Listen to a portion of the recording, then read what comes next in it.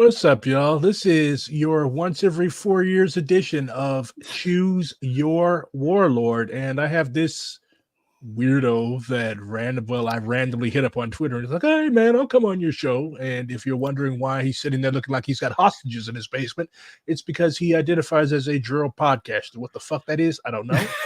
I'm here for it.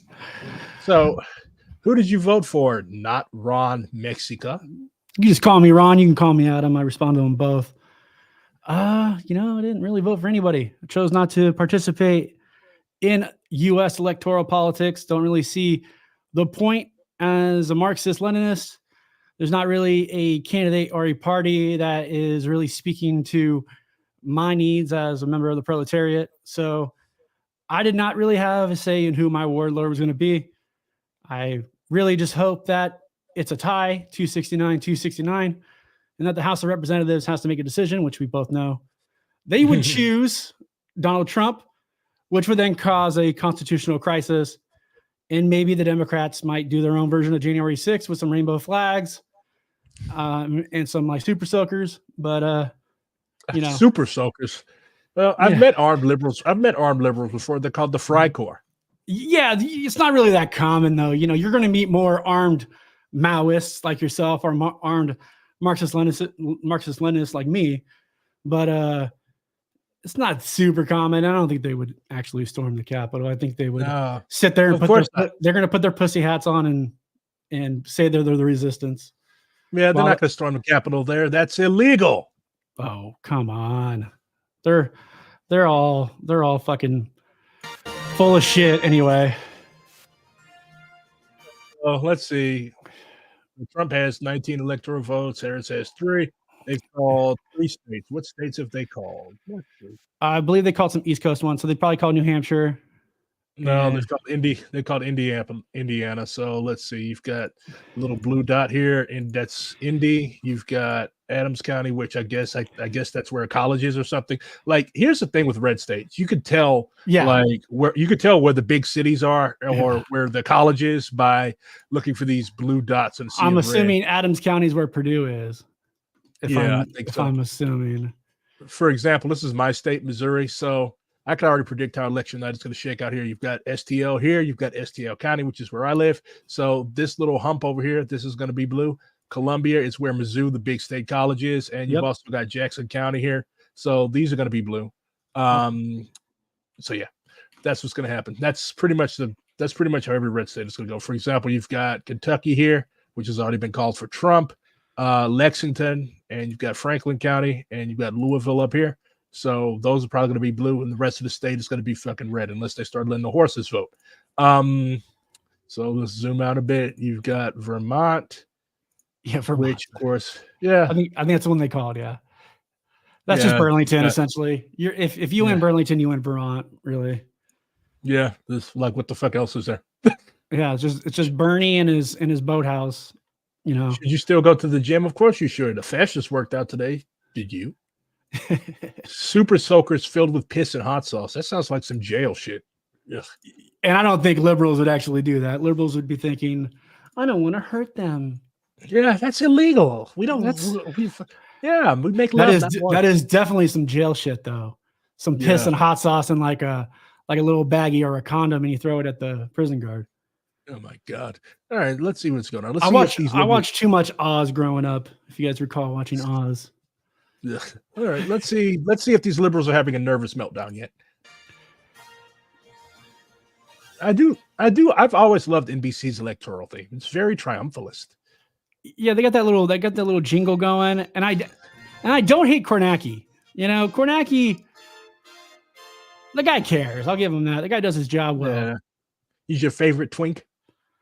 I don't think he's my favorite twink. No, I don't think I have too many twinks that I would say are my favorites.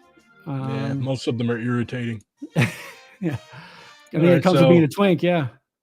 Yeah, so votes already in. So we've got Trump. He has 54.8%. You got Harris with 44.2%. Of course, this is heavy on the red state. So you've got Florida starting to come in. Let's see what these Florida men and Georgia is supposed to release their mail-in and early day voting this hour. So we should probably see some results here in the next 10, 15 minutes. All right, so let's see. I'm back on the New York Times site. Because why not? I would also say New York Times probably has the best interactive map when it comes to. They do. I love the New York Times. Well, so let's not go that far. Okay. So they've got 71. Oh, Florida doesn't seem to be having all that many problems. So Florida is Trump's. Yeah. Like, I don't know why people keep treating it like it's a swing state or something. Like, it's not. Oh yeah. I saw MSNBC saying, "Oh, there's a sizable Puerto Rican population there." It's like, dude, it's basically the Arizona of the Southeast. Okay. Yeah. And did I vote Amendment 3? Yes, I did vote yes on Amendment 3. If you don't know Missouri politics, Amendment 3 is basically the thing that will allow women to have abortions in Missouri as a constitutionally protected right. And yes, I did vote yes on 3. Awesome. They will steal it from Trump. Well, that would show that would require liberals to have some balls, which they do not have. I think conservatives truly misunderstand their enemy if they think that liberals are their enemy. They don't have these like grand designs that you think they have. They want to work with you. Yeah, like Kamala's already. Yeah. Like Kamala has said that she's going to. Yeah, we will allow Republicans in our like, how many Democrats did Trump appoint? Like zero, nada. Oh, look at the Gusanos of Miami-Dade County. Well, Donald Trump was a Democrat for a long time, so maybe himself, I guess. Yeah. I always say that. The Gusanos are they're definitely gonna. As somebody who is a descendant of somebody from that county, the Gusanos are gonna vote for Trump. My mom is from Miami Beach. She grew up in Miami Beach, so well aware of that community, and it's also a highly Zionist community. Oh yeah. That is where my Ashkenazi family settled after they lived in Long Island. So that's pretty much a common migration pattern, isn't it? Yep. My grandfather died in Fort Lauderdale, so that's pretty much the Russian Ashkenazi way of life. You know, you live in New York and you die in Florida. So yeah, we've got all the. Bob, I would say Miami being red is a big deal 10 years ago. Today, not really. Do we think Jill is going to get an electoral vote? Probably not. The only way she gets an electoral vote is if she wins that one county, that one seat in Nebraska. That's the only way, and she's not going to win it. Yeah, they're not going to allow that.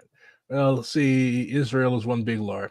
No, because Israel is actually, I wouldn't call Israel LARPers. Like, Israelis are very, very dangerous people. Like, LARP is when you don't hurt anybody. These people are actually killing. They've murdered 300,000 people. Yeah, I would say that Israel is the opposite of a LARP. They are it's like a school shooter if they had a country, essentially. Yes. Yeah. Mark that. Israel is a school shooter if they had a country. That is probably the most apt description of Israel I've ever heard. So back to Florida. So you got Palm Beach, you've got Broward County. So these are, I guess, where all the proletarians live, all the people that matter live. But well, you're also going to, like, if you're going in those counties too, those counties have higher populations of African Americans, right? You know, they're going to have higher populations of college educated as well. There's more universities up there. Like University of Miami, people have this misunderstanding about it. It's a private school. Like a lot of the elite in Florida go to University of Miami. As somebody whose aunt went there and she is a Zionist. So my point is simply like, that is kind of you got to look at the map. You're going to like look where UCF is. You're going to look where University of Florida and FSU and all these other schools are, because there's a lot of schools in Florida. That's going to be the pockets of blue. Like Tallahassee is a good example. C-SPAN is taking calls right now. We should call C-SPAN and see if they'll condemn the IOF. Let's see. Election, C-SPAN. Yeah, maybe we should put in a call. Yeah. Do you condemn the Israeli occupation forces? Just stop playing on our phone. This is very, very serious. Hold on, let's switch. God, I can't spell. I was in college. Then I got into management. Thank you, Andy, for calling in. I'm going to have to leave it there. I appreciate it. Andy, he doesn't want to talk to you, Andy. Our conversation with Greta and Is this JD Vance's less deranged little brother? Fucking JD. Andy, I still do not understand how that guy was the one chosen. Conversation that we've been talking about. Can we also Economy-focused not gloss over the economy fact that JD Vance used to fuck furniture? Like, yeah, we should. That should have been his, like, that should have been the deal breaker. Deal breaker. He fucks the furniture. He's a Like, sick fuck. A love seat. A love seat is designed for two people to sit on. It's not designed for you to make love to it, JD. Come on, like, what are we doing here? I'm starting to think, and he seems to have Catholic pilled Trump. Like, He definitely does. Like, I've seen Trump posting about the Madonna and all this stuff. Like, Trump is probably the most a-religious Republican out there, and now he's posting all of this weird tradcast shit. The thing is too is, like, Trump isn't even a Republican. Like, Trump is a Trump. He's Trumpian. Like, I always say that if Trump ran as a Democrat, MAGA hats would just be blue, right? Yeah. The thing about Trump is he's charismatic and he's very, like, easy to be formed. So he's going to repeat anything the last person said to him, right? So yeah, he's very, very impressionable. Like, very impressionable. He's like a toddler. Yeah. But this has really been a central. He even eats like one. And I find it really fascinating to think Dino about nuggets how, and shit. like, yeah. strongly he has his. Well, I had chicken nuggets earlier. They're not that bad. Don't shit on the chicken nuggets. No, they're good. The good source of protein. 12 Dino nuggets is like 40 grams of protein. That's good. That's good macros. But there. All right, let's see. We got more votes coming in. Well, more results. In Alexandria, that's where all the feds live. Fairfax County, Prince William County. Yeah, pretty much. Okay, I'm gonna give a shout out to Powerful Finger 123. Turkey's anti-Zionism is LARP. That is perfect. That is a perfect way to describe Erdogan, MBS, to describe Qatar, and I wouldn't say the UAE. They're very Zionist. They're openly Zionist. But like Bahrain sometimes says some shit. Like, they're all, and Sisi is probably the worst one. Sisi, as Trump would call him, the Mexican. I actually thought you were Mexican because of your handle. So my handle is a reference to aliases. Recall Michael Vick came out when he was with the dog stuff, that he had been going to, like, STI clinics, and he was using the name Ron Mexico. So it's a very niche joke on aliases that only I understand. Trump is cleaning up in Georgia right now, but of course, Fulton County, all these counties around Atlanta haven't come in yet. So, but all these other little rural counties, they're coming in and they're happy for Trump. But I think Trump's going to win Georgia. I don't think the Dems are going to win. And I think I think Biden in 2020, that was a one-off thing. That was an anomaly. Arizona was actually what you should have expected, but I think it's turned because there's a lot of young Arizona moderates who will happily vote for Trump now. And the fact that Arizona itself is the state party of the Democrats is basically like communist compared to the actual national party. So they're so far apart that you have state party members in the state house. I'm very familiar with Arizona politics. I lived there for 10 years. And you have state people, like state senators and state legislature in the state legislature rather, who are like basically communists. And then you also have rabid Zionists that in any other state would be Republicans. So that is a weird state when it comes to electoral politics. And a lot of it's basically based on, are you in Tempe? Are you in Chandler? Or are you in Peoria? Are you in Glendale? There's a Peoria in Arizona? There is a Peoria in Arizona, which is... What the fuck? There's a Peoria in a lot of states. Oh, so the Republicans, they've got one governor. Vermont has a Republican governor? They do now. Interesting. Colorado might flip red, but I doubt it. But yeah, I think the GOP wins the Senate tonight. I think that the House might be returned to the Democrats, completely undeserved. But picking Mike Johnson was probably the dumbest thing they did. Getting rid of what's his name, McCarthy. While he was schmuck, he was like a schmuck that appealed to more people than somebody like Johnson. Yeah. So Johnson's that fucking weird guy with the glasses. Fucking weirdo, man, with the fucking like 1960s 1950s like shitty noir detective haircut. Like it's bad. Yeah. Although you have the cap that the detective would wear. Mhm. Yeah. Oh yeah, me. Yeah, people. Look, leave my hats alone. They fit my weird head shape. I only wear hats, man, but I always wear like minor league baseball hats, like obscure.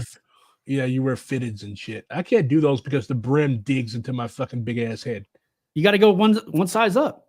One size up from the one you think you need to be. You got to go one up. Oh, you got a big ass head, just embrace it. Oh, Mike Johnson does sound like a fake name. Mike Johnson sounds like a name like some guy with a wife and kids uses on Grindr. We have some wins to report in the state of West Virginia. The Associated Press has put the check mark next to the former president's with 0 votes in. Look at that. Well, I guess stop the count.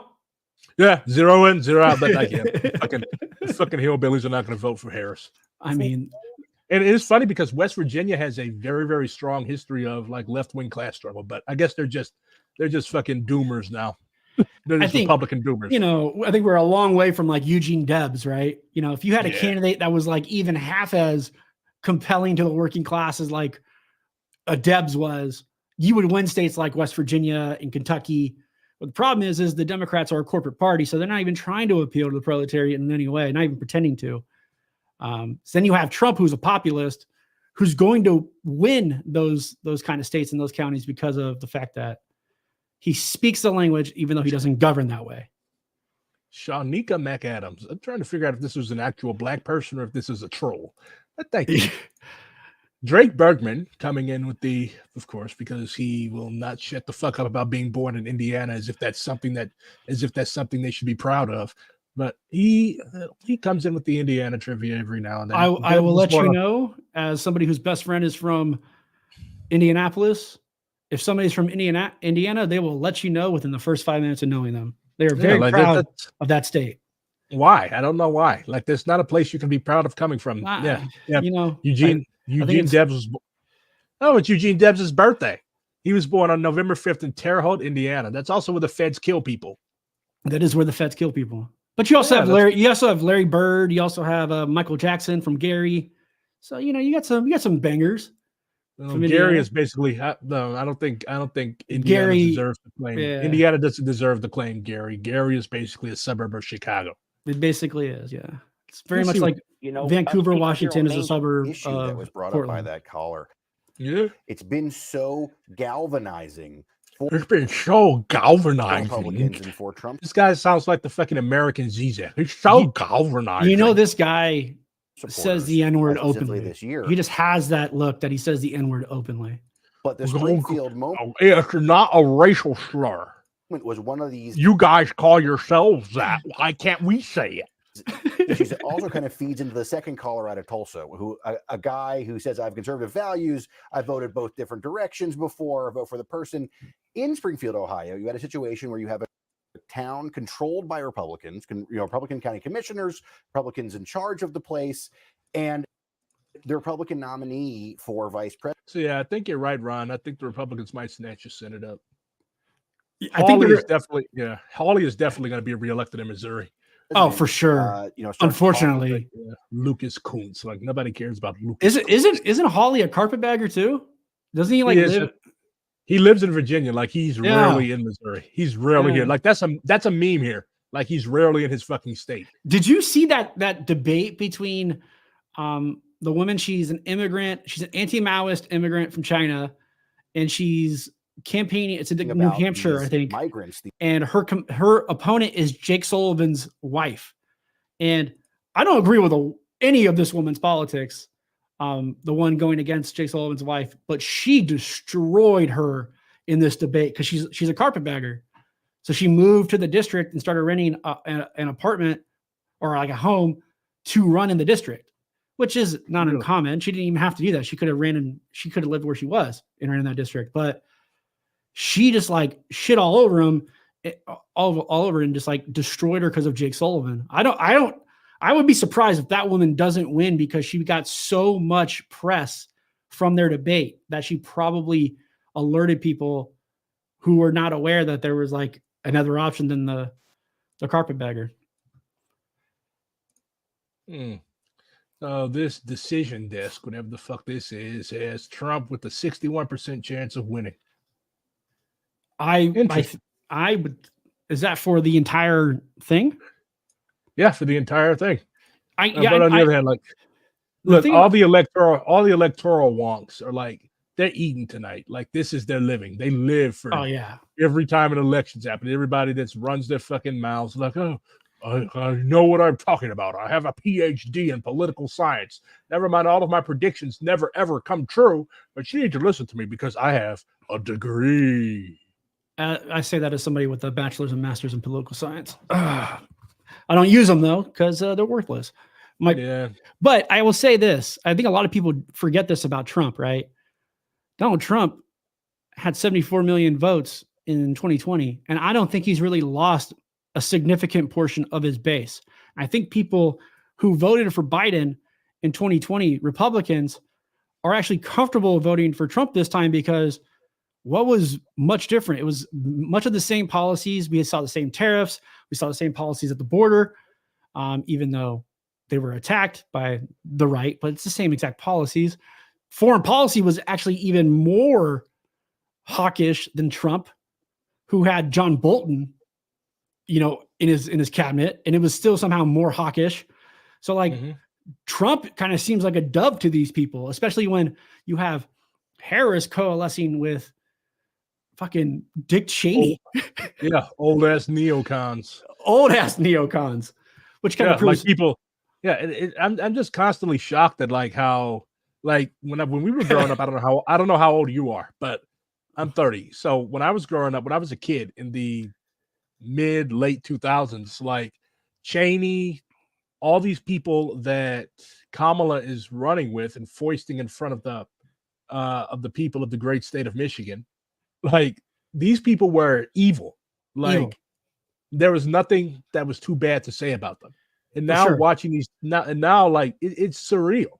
Like if you woke somebody that was in a coma from the year 2006 and you told them that the Democratic Party nominee would have the endorsements of Dick and Liz Cheney and George W. Bush, probably like too, because 200 Heritage Foundation veterans, like the people who are literally responsible for Project 2025.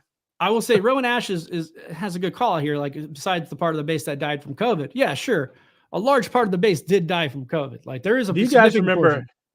But there's also a lot of like old boomers who are liberals, blue as fuck, who died from COVID.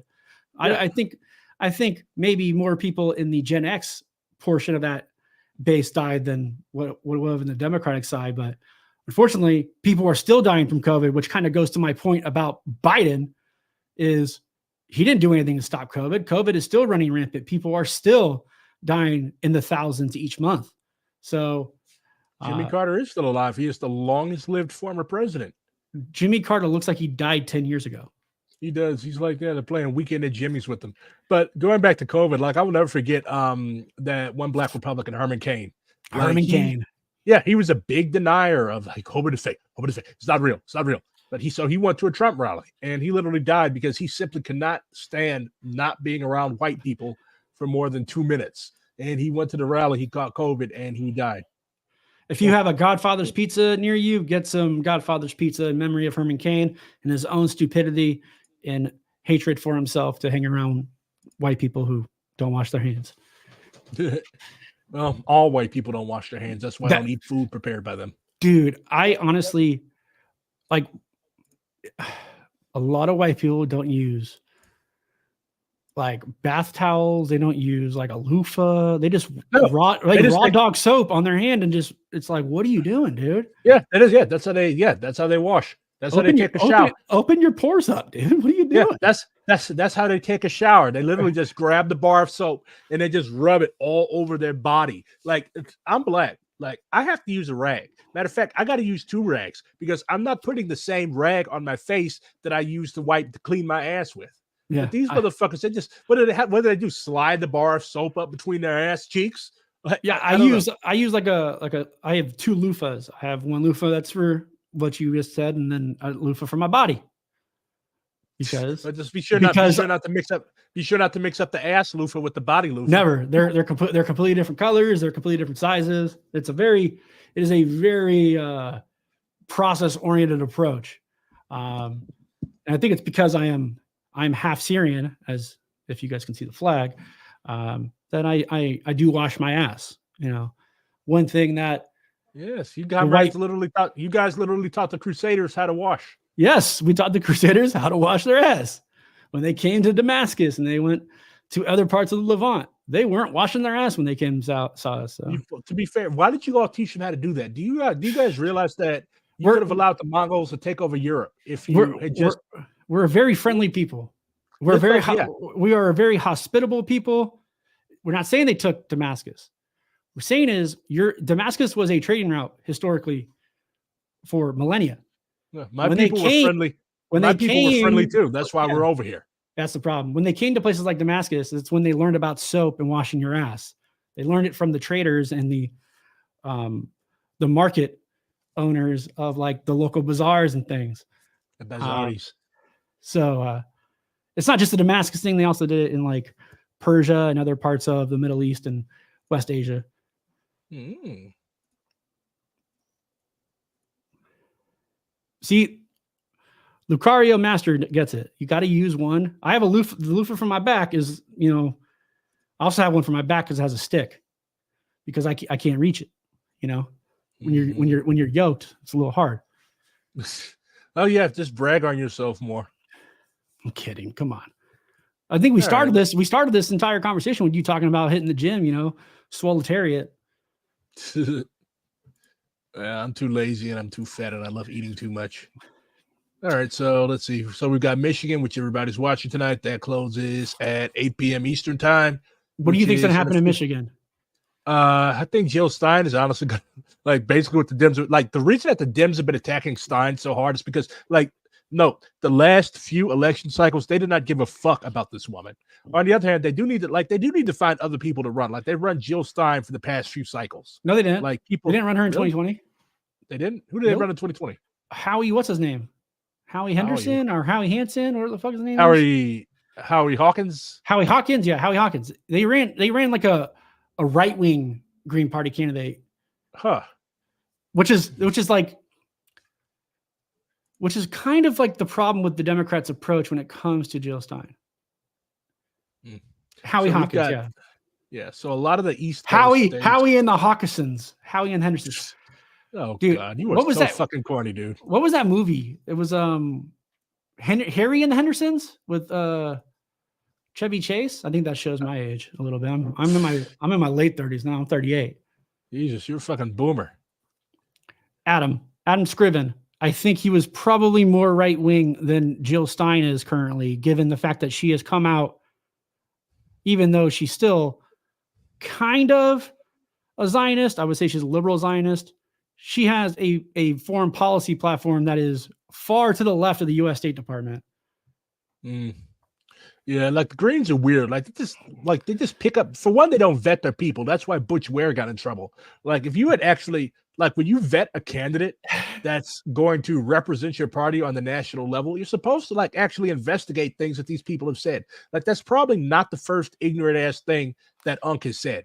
That's also the disappointing thing about Butch Ware is because he can actually convey things to the layman, which is pretty remarkable. Somebody with a PhD and who's a professor, in a very, very simple way that anybody can digest.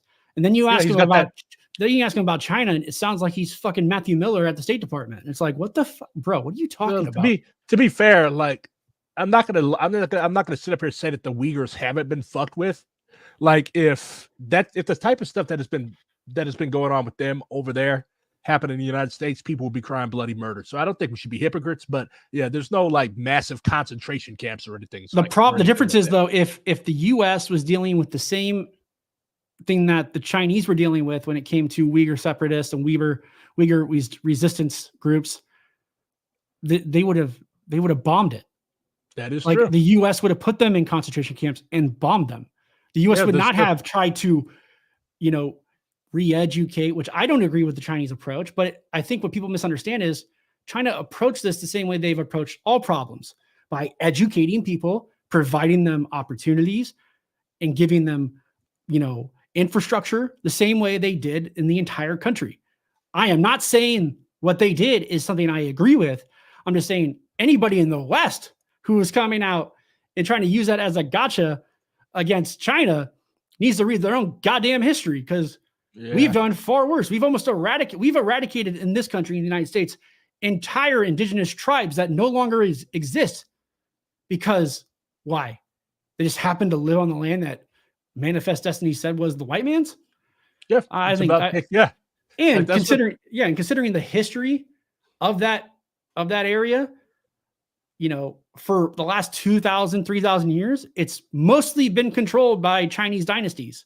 And I do think the Uyghurs do have a claim to say that we should be autonomous. We should have our own, because it's mostly Uyghurs who live there.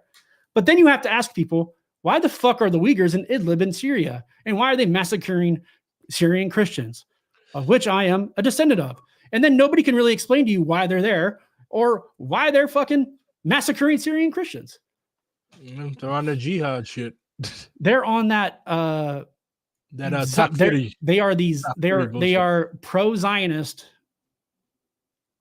Islamists. It's a very, very weird situation. They're like pro-Zionist Islamists. Yeah, so Uyghurs, so the Uyghur Congress and the Uyghur organizations, especially the ones that are funded by the State Department, are very, very pro-Zionist entity. Huh. I don't disagree with Kassan here that Han Chinese have been doing settler colonialism since the Roman Empire. It's not the same though as Europeans going across an ocean and claiming land that wasn't theirs. You got to remember these. If you look at the history of Asia, especially China, Korea, Japan, they were warring for thousands of years, especially within China. China has the same problem as the US and Russia. It's just too fucking big. It's too big. And there's too many different ethnic groups where I think everybody kind of has a claim to say, hey, I should have my own country. Balkanization. Everybody must balkanize. What's up, Ma Tongue? Everybody must balkanize. Balkanize. Yes. I say we just throw a bunch of Albanians, in China and just let them rip. We'll figure it out. Albanians. I say you solve all your problems with Albanians. Albanians will figure it out. Yeah, just like they figured out socialism. I wasn't saying that they were good at what they were doing, but I say they'll figure it out. Yeah. All right, let's see. Polls are closing polls have closed in a pretty substantial chunk of states. Let's see what's going on. All right, so it is now 7 p.m. Central Time, 8 p.m. Eastern Time. I agree with was that Kemaruk? Yeah, but I think also you do also need to understand that there is an aspect of both sides of the argument when it comes to the Uyghurs and the Chinese, right? But at the same time, when people try to compare it to Western imperialism, you just look like a dumbass when you do that, because you just show that you don't really have a basic understanding of what even happens in that region. Because it's not like the Dutch are going to Africa and grabbing, black people and then selling them, in the Caribbean. It's not the same thing at all. It's just, yeah. That's why I think it's a proper call out to call out the settler colonialism, because it has a very specific term about European invaders taking brown peoples and black people. Maryland has a Senate historically seat. Massachusetts. So these are the states that are closing shortly. So we've got Massachusetts, Connecticut, Rhode Island, Maine, New Hampshire, Pennsylvania, New Jersey, Delaware, Minneapolis, Maryland, Tennessee. See, this is what happens when you vote. You turn stupid. Tennessee, Alabama. You have the part of the country that eats Old Bay. You have the part of the country that puts too much seasoning on their food, which is a good thing. The South, definitely a good thing. And then you got the part of the country that doesn't put enough seasoning on their food, the Midwest. How dare you? I am a lifelong Missourian. Well, I don't count because I'm black. I'm about to say you're a black man. That is completely different. You're a completely different phenomenon. BRG is a black man. Oh, we got the sovereign state of East LA Chicano people. Yeah, I love my Chicanos. I love my Chicanos. Illinois, and Oklahoma. So my Season prediction, Pennsylvania. You'll ruin the meal. Good God. Yeah. So all this little New England chunk here, this is going to be Democrats, of course. New Jersey, Democrats. Delaware, Democrats. Massachusetts, Democrats. Pennsylvania, swing state. It's going to be razor thin, but I like I said last night, I still think that Trump is going to be able to eke out a victory here. Florida, Trump. Like, I don't even know why they're still treating this like a swing state. You got all these fucking states down here. The South, hard for Trump. Missouri for Trump. Illinois, Kamala. Oklahoma. Oklahoma is Trump. Yeah, Oklahoma is Trump all day. Yep. Mississippi, Missouri, One of the worst places we I've just ever mentioned, lived is Oklahoma. New Hampshire, You lived all over New the place. Jersey, I have, yeah. Oklahoma, Pennsylvania, which of course is very interesting, has now closed. Their polls are closed. Rhode Island, Tennessee, Greta Bronner, what can you tell us? New Hampshire is definitely You a wild mentioned the card polls for in sure. Florida, and all the polls. Yeah, they've got that whole live free or die shit up there. They're basically it's basically Israel for libertarians. It's honestly it's the Montana of the Northeast. It's there are a lot of split tickets. There's a lot of people who are going to vote for a senator who's a Republican and a Democrat for president. A little over 80% of the vote is in the state of Florida. 30 electoral votes are at stake here, and this is where Just give them to the Trump. contest stands. Yeah, give them the Trump. Like, what are you all Give still them like? to Trump. Kamala's down by 1 million. Like, at this like point. what are we doing here? Like, unless there's a huge, like, unless they haven't counted any of the votes from Palm Beach and Broward County and the little college towns and stuff like that in Orlando, which they've counted pretty much all of those from what I've seen. Yeah, that's Trump's. And Like, I think why they're saying this is because of the Tony Hinchcliffe bullshit. Like, because like 5.5% of Florida is Puerto Rican, but I think people have this major misunderstanding of Puerto Rico. It's like anywhere else. There's going to be people who agree from Puerto Rico with what Tony Hinchcliffe said, and there's going to be people who disagree. If you tell a group of Cuban people that Cuba's a shithole, you're going to have half of them agreeing. We've got a DSA national coach here in the chat. What's up, Meg? Oh shit! So the abortion ballot measure in Florida is outperforming Kamala by like 12 points. I think we're going to see that nationwide, though. You'll probably see the ballot measure in Arizona also overperform Kamala. But that's pretty historic in a place like Florida and also Arizona. That kind of goes with trends. When the voters have the opportunity to actually put their say in legislation, they typically will choose the right thing. That's how Missouri is. That's how Missouri is too. That's what your guys is what mandate 3 or Amendment 3. Amendment 3. Yeah. See, so Trump's got all this shit down here. Like, it's the only one that's still squabbling over is Georgia, but I think he's going to get that too. Like, it's going to be a little margin. Oh. So they've called Florida for Trump already. Oh yeah, they should have called Florida for Trump when the polls closed. Yeah. That was as easy as a call as Texas is going to be. Yeah. I'm really excited for all the libs to get excited when Colin Allred is like up a little bit early in the counting, because like San Antonio and Austin close first, or they like report first, and then Ted Cruz once again wins by 12 points. Well, Texas is coming in, so. Do you talk about a state that loves to vote against their own self-interest? Not saying that Colin Allred's a much better option, but I mean, anything's better than watching Ted Cruz get cucked by Trump for the next 6 years. I would give Texas back to Mexico for one old penny. I would too, actually. I like this comment. Florida has Trump tattooed on its collective lower back. Now with Harrison, we've seen some of that with the tribal on it too. They've got a Trump tramp stamp. The Trump tramp stamp with the little tribal barbed wire, like Pamela Anderson.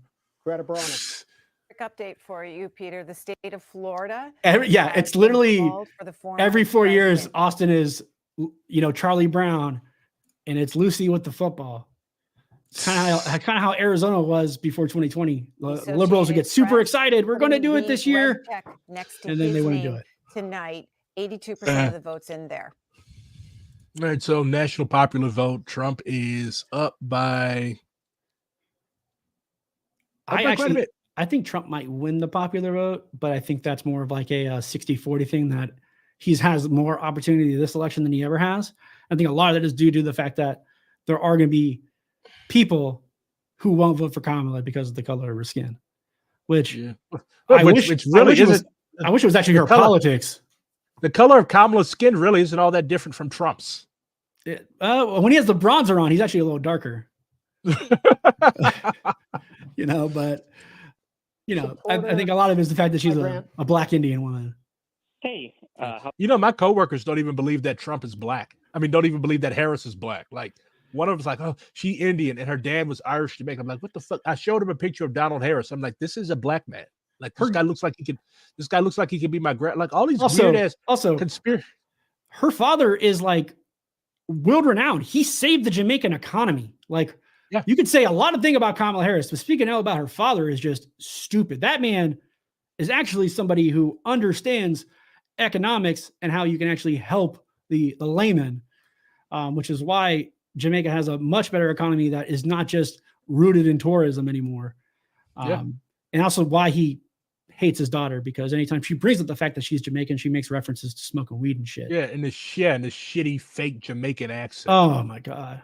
You can tell that she was not raised by him. No. Yeah. He wasn't around a lot. How's it going? How are you? I've never seen her try to do an Indian accent, though. I wonder why. I'm pretty sure we know why. What's on your mind?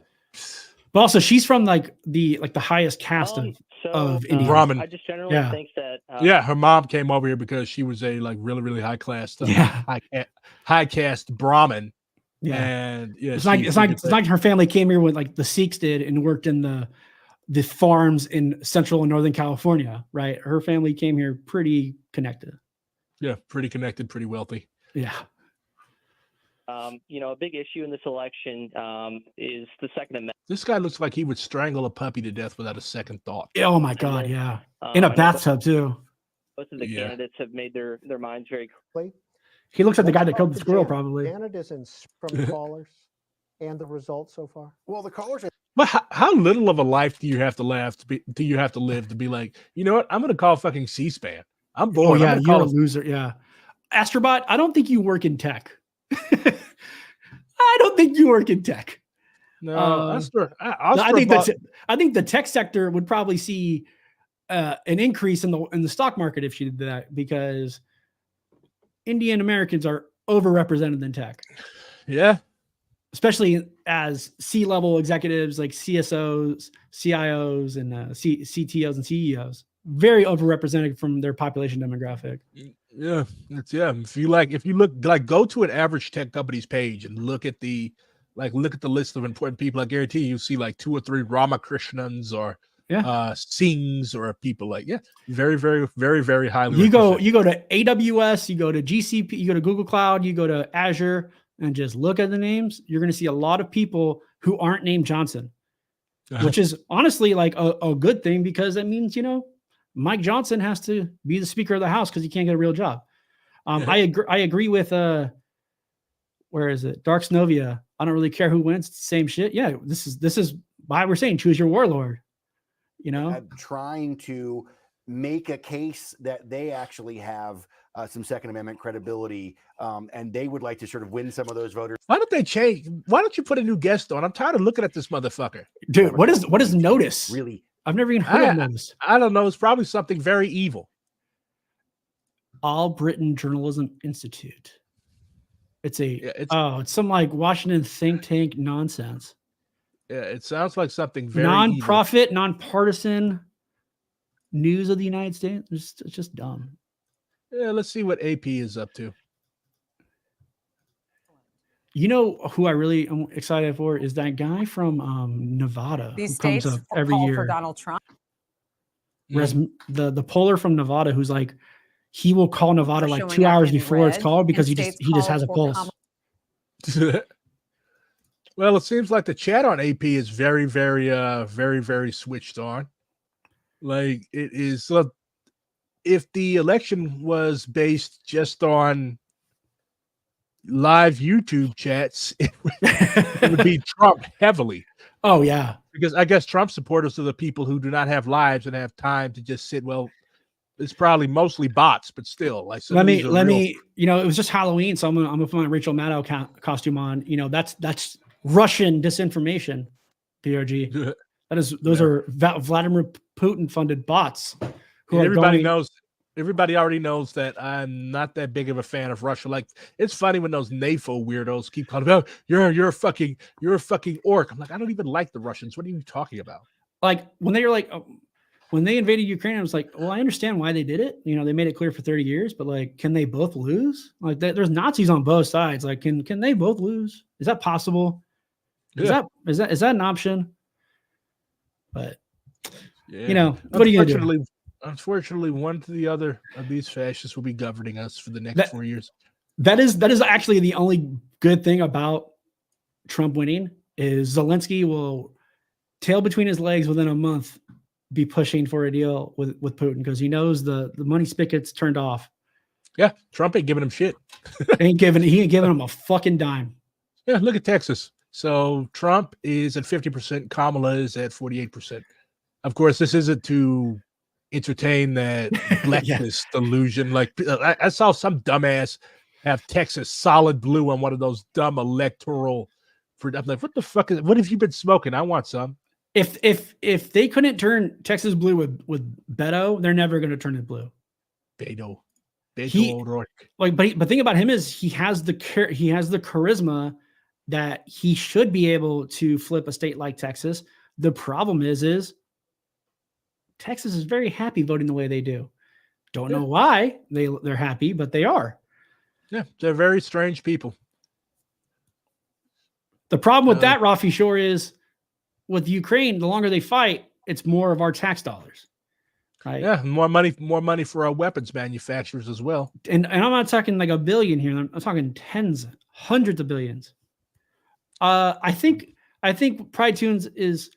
I wish you were correct. I don't think you are. I think if Jill Stein somehow wins, she won't make it to Friday. But I don't know. That's not going to happen. She's going to get schlonged. Oh yeah, if she somehow won, Jill Stein would not make it to dinner time tomorrow. She would be she'd be out of here. Yeah, not allowed. Yeah, because the thing about talking to Kassan here, the thing about Bashar al-Assad is, and I am not an Assadist. I know I have a Syrian flag. I don't support Assad or the FSA. I want to state that clearly. But that man is a cockroach. You cannot get rid of him. Fucking cockroach. Yeah. You can nuke Syria, and the only thing that would still be there is Assad and his wife just chilling in his house. Yeah. Like, I don't know what type of juju that guy has on him, but yeah. I think a lot of it is the fact that he does not give a fuck. Yeah, like everybody that has predicted that something was going to happen to Assad, everybody that has called for his death, they've ended up dying instead. John McCain, gone. The funny thing is, though, like the Zionist entity could kill him at any time. They know where he's at all times. But the reason why they don't is what's going to happen if you do that? You're going to have all these Islamists that you've thrown into Syria now have nowhere else to really go. Yeah, they're eventually going to say fuck you, and then now you've got a war on 5 fronts now. Yeah, they're going to go south. They're going to go fight you in Lebanon. They're going to fight you in northern occupied Palestine. You know, they're never going to align with the Palestinian and Lebanese resistance, but yeah, but they're certainly like they're not going to align with the fucking Zionists either. They're just using them. And I always say to people, it's like, if the option is Assad or like the FSA, which is backed by the Zionists and the CIA and the US, like, give me Assad. Like, I don't want anything to do with anybody who is aligned with the United States. You know, as they say, like, if it's a war between the United States and Satan, I'm fighting on the side of Satan. Like, let's just be real here. I'm going to be neutral in that fight. But so Kamala is up 70,000 votes with 36% of the votes in J.D. Vance's home state. Let's look at Pennsylvania. She's not winning Ohio. Nah. That's because, like, what usually happens is, like, all the big, like, Cleveland, Toledo, Akron, Columbus, Dayton, these are all Cincinnati. Like, these are all heavily black, heavily Latino. These are like college towns. The only way she would win in Ohio is if she made LeBron James her running mate. But yeah, once all these like rural and suburban counties come in, and then yeah, it's gonna flip. Same thing, Pennsylvania. Like you've got Pittsburgh, you've got Philly, you've got Delaware County. Like these are, of course, these are gonna be Democrats. You've got Erie up here, but once all this shit starts coming in, it's gonna flip. Same thing. Assad is a doctor. I believe he is. He's an ophthalmologist. He's an ophthalmologist. Yeah. I always say he's a dentist just to like talk shit because who gives a fuck about dentists? But he's definitely an ophthalmologist. You know, my phone corrects dingest to dentist. It's basically the same thing. Yeah, All those years of medical school just so everybody doesn't respect you. Yeah, make hella money though. So hella money. Yeah, who gives a fuck? And they can't live without you. No matter how much they hate you, they still got to come see you. And he has that like very Syrian look, as like you can tell, pale, of the pale Syrian with like the goofy features. Like, I'm not wearing this shit because I'm a drill podcaster. I'm wearing it because I'm ugly. I'm kidding. I'm gorgeous. But my point is like that guy I don't understand how he's survived, but case studies will be written on that man because all odds are against him, and somehow he persists. Let's see what's going on, and they're missing. Assad has no fucking chin. He doesn't. He looks like if you said draw a picture of a Syrian, you would draw a picture of Bashar al-Assad. No, you would not. Whoa, we are beautiful people, generally speaking. If I was thinking, draw a Syrian, if you're talking like a woman, I would probably say like Haifa Webby, but she's Lebanese. But like that's how most Syrian women look too. Guys, I would say like Sami Zayn, the professional wrestler, looks very Syrian, and he also looks Syrian because he has very like fair-skinned features and he has orange hair. Like that's a perfect example of like how a lot of Syrian guys look. But it's just the hair color is like brown or black or like orange. He's a ginger. Is being a ginger essential to Syrian identity? No, it's not uncommon though. It's not uncommon in Levant. You see gingers in Palestine, you see them in Lebanon, you see them in Jordan, and you see them in Syria. Why is that? Is that because of Crusader blood or something? It's just genetics. People have different genetic markers. Huh. Sami Zayn is the chillest dude. I love Sami Zayn. That's my Syrian brother. Interesting. I learned something new today. Yeah, so like the most famous, like one of the most famous photos of like a resistance photo that the world has actually like used from Palestinians is of a ginger Palestinian girl, and they try to attribute it to Ukraine.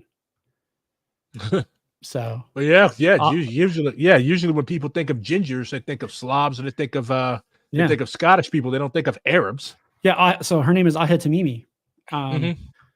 And her, like, people don't really understand. It's like, but like, she's from a village. Her entire village is all Tamimis.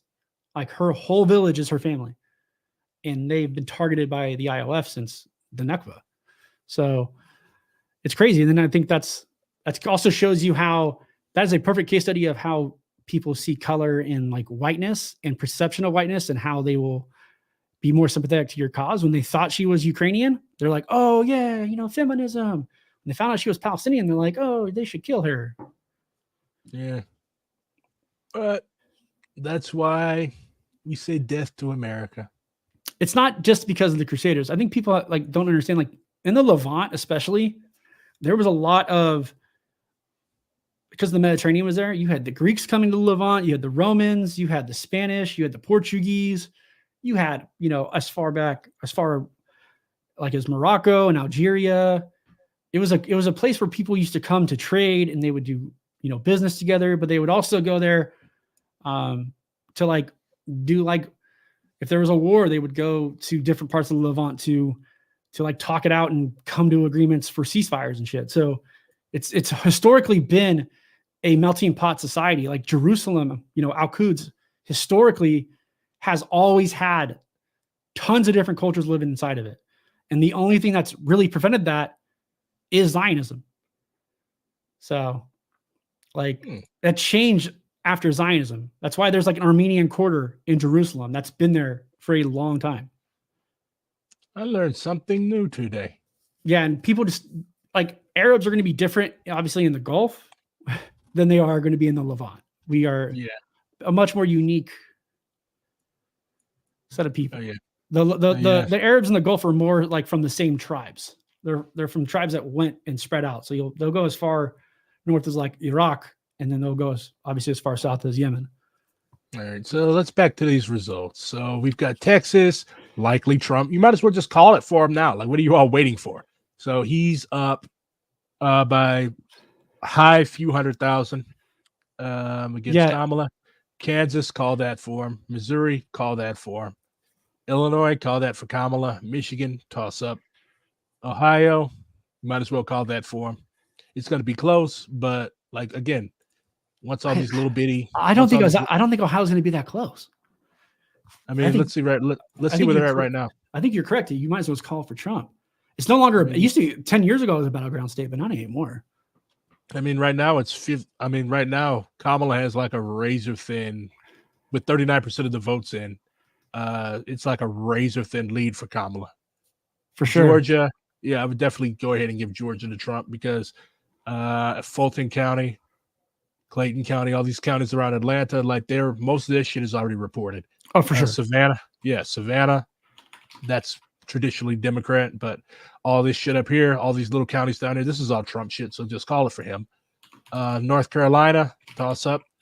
Kamala has a lead, but again, all these little mountain areas up here that were just devastated by that hurricane, they seem pretty strong. Well, you've got Buncombe County here, which is where Asheville is. You've also got Haywood County. So these two are like, it's basically like Asheville, Buncombe County. That's like a little hippie enclave in Appalachia. But all the rest of the stuff around here, it's solid red. Virginia, you might as well call that for Kamala. You think so? I know Virginia can go both ways, but they're also like one of those states where people will vote split ticket too. Yeah. Yeah, Michigan is going to be your shit show. I can already tell. And Pennsylvania. I disagree with Pride Tunes, aka Afro Lion. I think Michigan is going to be Trump. I think that is going to be the way he wins because he's going to get Michigan and Nevada, Arizona, Georgia, and probably North Carolina. I think Trump, because of that, might get over 300. Yeah, American elections are basically like watching WWE. It is. Except neither one of the competitors can fight. And El Manifesto's right. Well, you would think that most Arabs look like the Iron Sheik, even though he was Iranian. Yeah, he's not even Arab. He's an Iranian guy, or he was an Iranian guy. The jabroni, R.I.P. Yeah, he's not even Arab. It's like it's also like they had Kofi Kingston pretend to be Jamaican for years, and he's like from Ghana or something. So, it's very common in professional wrestling to play on stereotypes. Yeah. Let's go back to the triumphalist MSNBC theme. Yes, we'll see what they're doing over there. Is there any cope? Is there any liberal cope yet? I feel like we might be a little too soon on that. It's not. It's just like they're just showing the same little. It's like they have those little big ass boards, cue cards. It's just like swapping. Rafi Shore, he was born in Ghana. I think he moved to the United States when he was a kid. So the Republicans have picked up a seat in the Senate. Okay. Yeah. They're going to pick up West Virginia.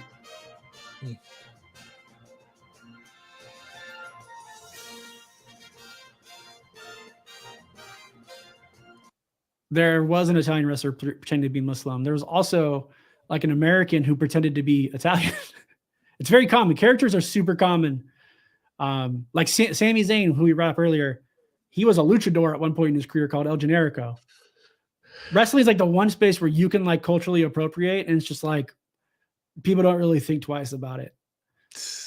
Especially like luchadors. That's like it's actually like seen as a respect thing.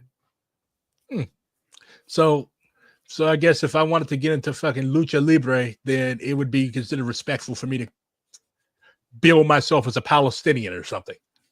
I don't think so. Mao would have voted for Trump. You want to take that one? No, Mao would not have voted for Trump. Well, he probably would have. He probably would have. He would have killed Trump before he even got close to even like forgiving him and reconciling. Would he not? Yeah. Well, I don't know. I think Mao would have voted for whoever was liable to create the most chaos within the United States. Yeah, Well, young Mao would have. Older Mao was a big fan of, like, he considered Nixon his personal friend. So I don't know if Mao considered Nixon his personal friend, then. But on the other hand, all of Trump's bullshit, like insulting China, that was one thing he did not do with Mao, like degrade the cultural heritage and history of the Chinese people. So Mao probably would not have liked that very much. Sorry to correct you, Donkey Kong. He is the king of all slumlords, not of landlords. Yeah. He is like the final boss of slumlords. Yeah, Mao would have been like, why do you allow people to vote? In China, we allow people to vote, but they must know that they have to vote the correct way. I think the U.S. could use a little bit of Mao. You know, I definitely pro killing landlords. Huge fan of that. That's a great policy. Yeah. I also like that. Career for being racially malleable. Well, yep.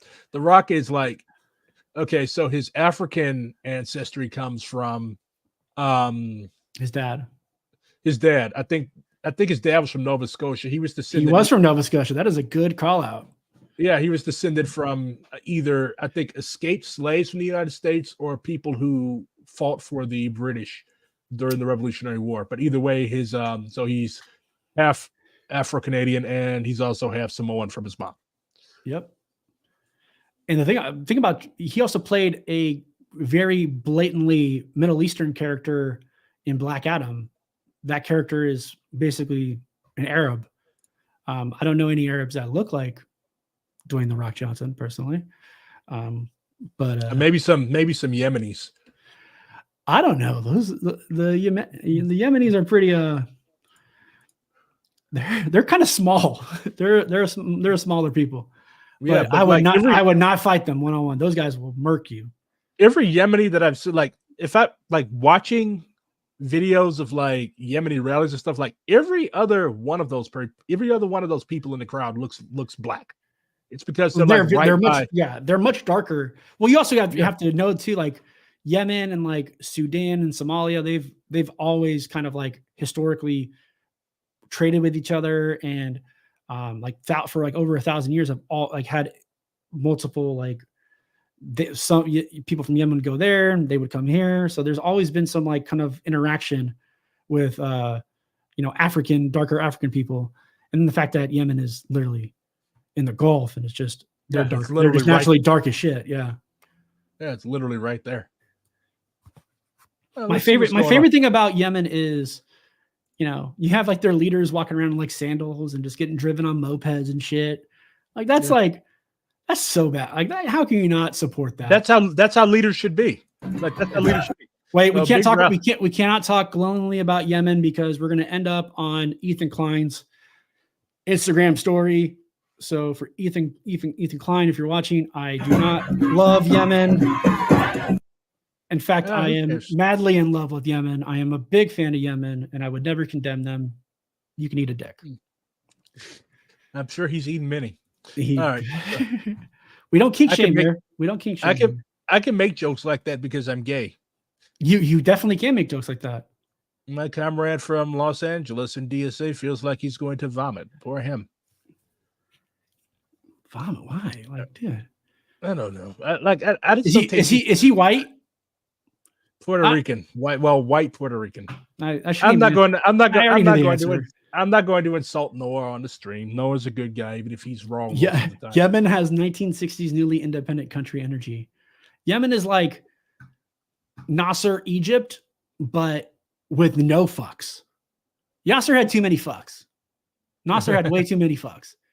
Yeah, whereas Nasser was in between a rock and a hard place. He was a centrist. Yemen is like if Gaddafi wasn't so like flamboyant. Crazy. Yeah, it wasn't so flamboyant. If Gaddafi was actually like real. Like I don't hate Gaddafi, but like, that wouldn't fly in Yemen. You would probably end up like a pedophile. Oh my god! I thought Jason Unruhe's washed up ass. I thought he like was off the internet. And here he is again. He just pops up in the weirdest places. He challenged me to a debate a few years ago. He looks like a guy that John Wick would have killed in the first movie. Yeah, it looks like Dr. fucking the guy from Crash. Yes, the guy from Crash Bandicoot. Yes, Dr. he Eggman. does. Yes, he does. Do not invite me to an election Oh. watch party. I promise I will ruin the fun. You know, my DSA chapter is during they're doing an election party at Earthbound, but I didn't go. I don't want to be bothered with a bunch of drunk white people. on Gaddafi election was night. more than a narcissist. Okay, he was definitely a narcissist. But he was also, there was a lot of good things that Gaddafi did. Where he fucked up is he flew too close to the sun. He used to love fucking with the UK and the US and like getting them to give him money, then reneging on the deal and like, well, you gave me the money, can't really do anything about it. And then Hillary's like, you know what? I remember all that shit and I'm going to kill you. And then when Hillary Clinton says she's going to kill you, you might as well just like, you might as well wrap it up, bro. You're going to end up in the back of a pizza parlor. Just a reminder, don't ever say anything bad about Gaddafi in front of an Irish person. They will literally murder you. Yeah, it's like saying anything bad about Saddam. A lot of people love Saddam. Yeah. All right. So CBS, I think, just called Missouri for New York Times is always fucking behind. They lag. Karim Kamaruk, I actually agree. You never, ever give up your leverage. That is a lesson to be learned from people like Gaddafi. You know, it's funny that the two most indigenous states always go Republican, South Dakota and North Dakota. I think it's because they don't really have a lot of voting power, unfortunately. Yeah. In those states. So they're still fucking around down here.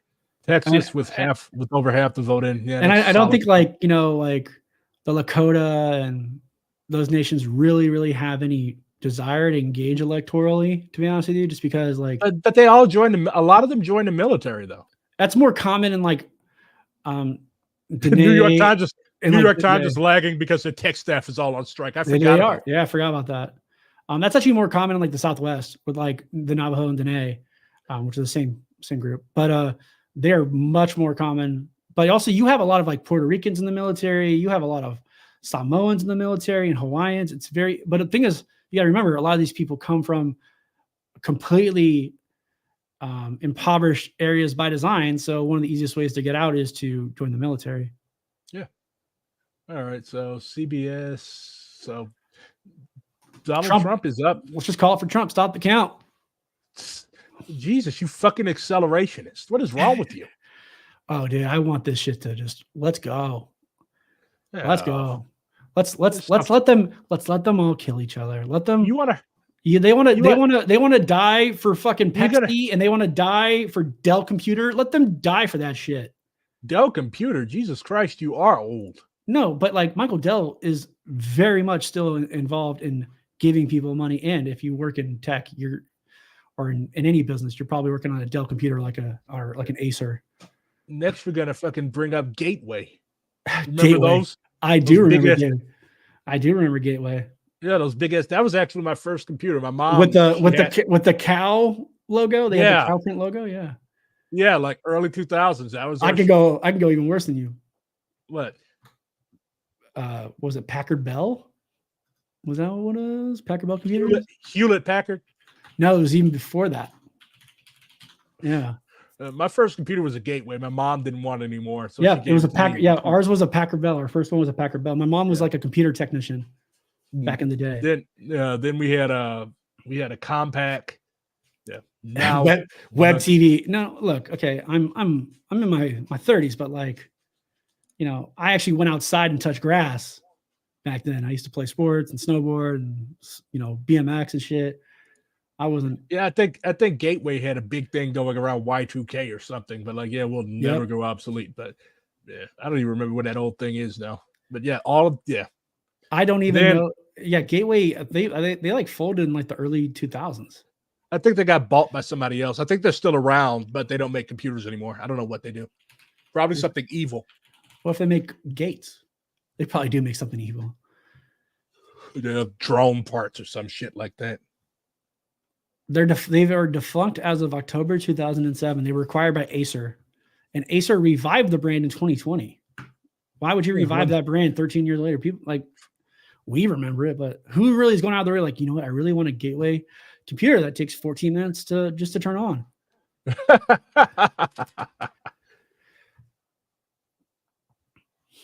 Ooh, Right Side Broadcasting Network. This is definitely going to be fair and unbalanced. you know, I think I'm assuming they're very, very critical of Trump. They're getting off the. Let's see. Oh, they've got a token black guy. I know we all thought it when we saw him. He's probably not even a right winger. He's just there because he's just there because he needs a job. Because the check clears. They're focusing in on the One thing about right wingers, they will pay you. presidential election, Except for Trump. voting. So if you talk about That's why I always laugh when people call like left wing podcasters or streamers or whatever grifters. Like, bro, I made $80 off this shit last month. Like, communists do not have any money. That is why we're communists. If I wanted to be rich off this shit, I would just do a why I left the left video. Yeah, I make no money off this. I refuse to monetize my podcast. I won't even do it. I have no desire to.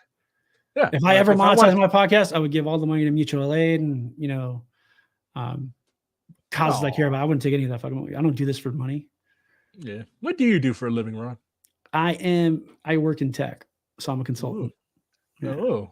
Oh, very PMC of you. a close election, There's a lot of, you will find there's actually a lot of communists in tech. Mm-hmm.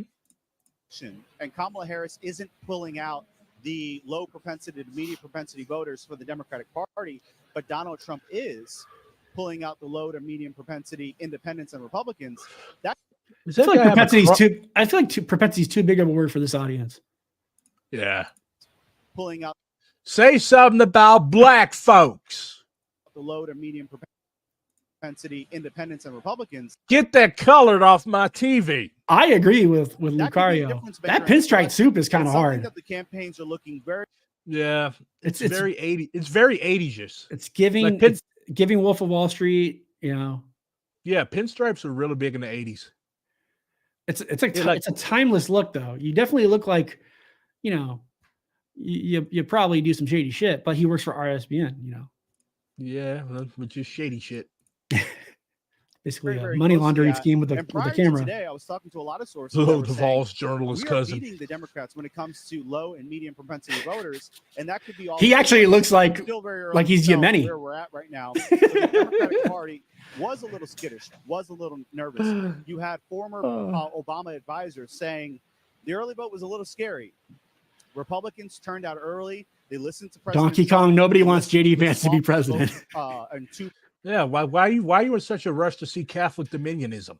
Oh God, JD Vance being president would like initiatives. That would be accelerationist as fuck, though.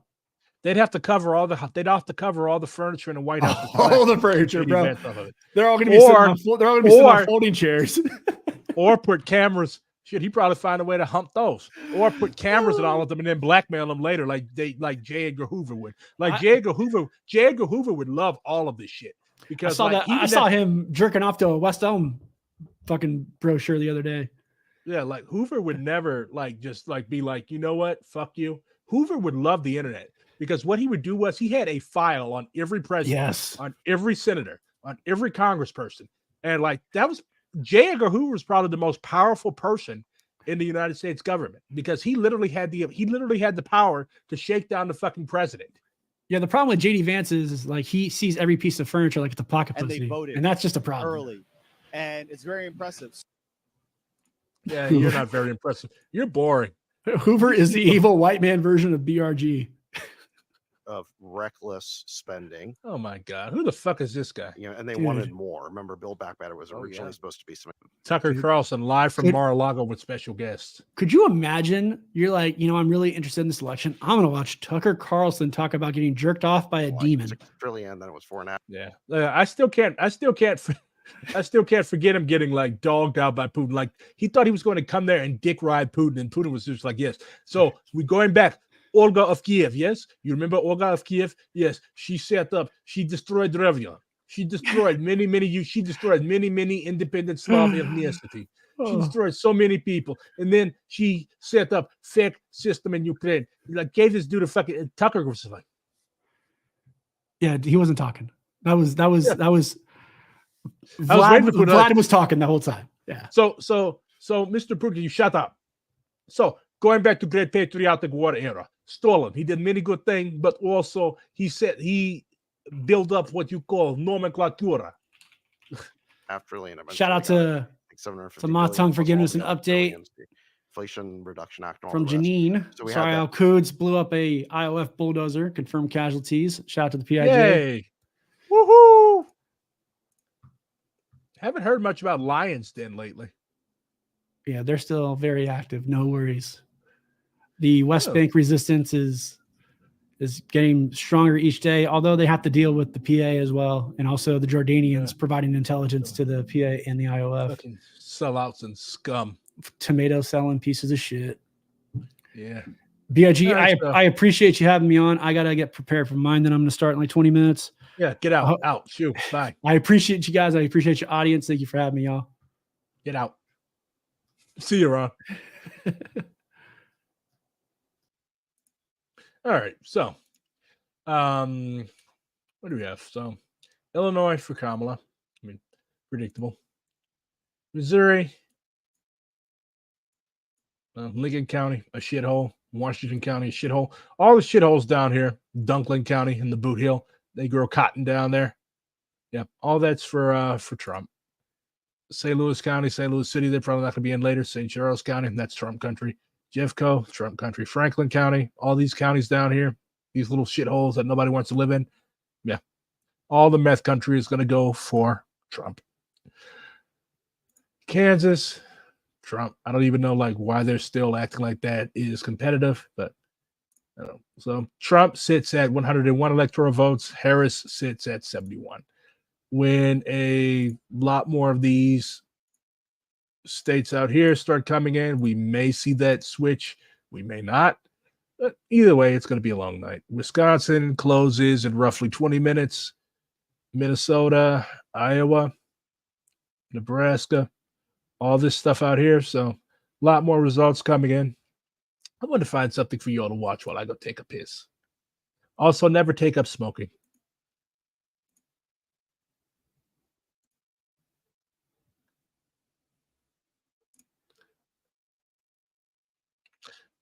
Continues to come in. Here, watch the twink.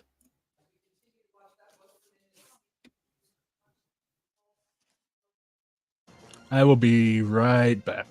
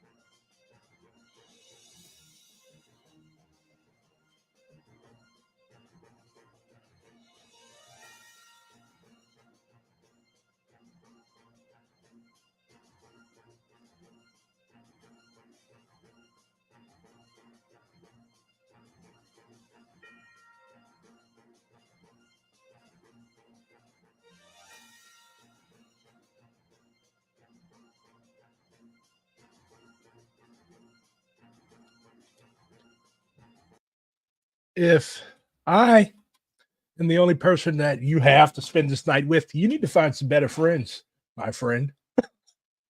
Also, really interesting book out. It's by Jeff Grunke, Blue Collar Empire. The untold story of U.S. labor's global anti-communist crusade. A lot of people, they just join these unions. They take orders from union staffers. They do a whole bunch of weird shit. And again, I'm not anti-union. Okay, what I am is anti-opportunism and anti-chauvinism. Also, my dinner, chicken nuggets and tortillas. Why? Because fuck you. But a lot of people, they do not see unions uncritically. Okay, as a Maoist, I understand that there's nothing above critique. Everything must be criticized if it's not doing what it's supposed to be doing. Shit, what was that book? It is Blue Collar Empire, The Untold Story of U.S. Labor's Global Anti-Communist Crusade by Jeff Grunke. Still fucking hazy. Yeah. But get it and read it and think about it. Study it with your comrades. Study generally works better if you're doing it collectively. Don't just sit and read books by yourself and don't discuss them, because you're going to end up with all types of biases and other weird things that you don't want. So Konecki is still up here shuffling his papers. Of course, Kamala won D.C. If a Republican wins D.C., then the world is coming to an end.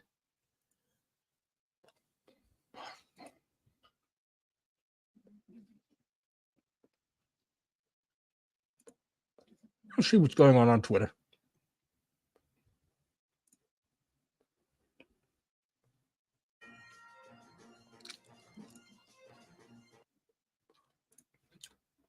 The Comrade Marquise is currently in Pennsylvania getting out the vote. God bless him. He says Amendment 3 to restore abortion rights in Missouri looks like it's off to an early great start, feeling very, very positively that it'll pass by a pretty decent margin. Yeah. Like we mentioned earlier, red states tend to do that. Like, they tend to vote for very good ballot measures, but other shit tends to, go out the wayside. Just waiting for Trump to get rid of overtime pay to call civil unrest and blue-collar jobs. Honestly, I wouldn't put it past him.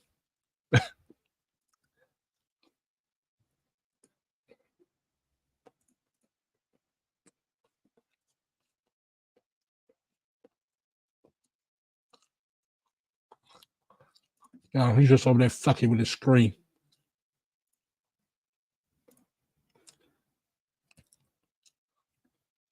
I feel like a scab for using the New York Times. I'm going to close that tab. Fuck them. Trump is winning Arkansas, of course. Josh Stein beat real-life Uncle Ruckus, Mark Robinson, who is, like, the dude literally identified as a black Nazi. Yeah. If you can't beat Mark Robinson, then you have no business in politics. Honestly, like, Mark Robinson is probably the most fucked political candidate that I've ever heard of. And that's saying something. I live in the United States. Mark Robinson would have literally set North Carolina afire. Do I work blue collar? I work as an engagement specialist at a homeless shelter. Basically, like, I'm a low-level support worker. Does that count as blue collar? It's for a nonprofit. Okay, like, I don't do any, I guess you could say, like, manual labor, but I guess you can vaguely describe my position as proletarian. No, so my class background doesn't matter. I got you. Let's see where we're at. American liberals will crawl over each other to vote for the genocide candidate because they fundamentally don't care. They lack humanity and material analysis. They have thoroughly internalized all the dehumanizing, orientalist, racist poison of the American empire. So true, bestie. So within our lifetime is marching because that's what they do. Proud of the most principled Palestinian solidarity organization, along with Palestinian Youth Movement and Students for Justice in Palestine out there. God help Puerto Rico. What's going on out there? Oh. Let's see.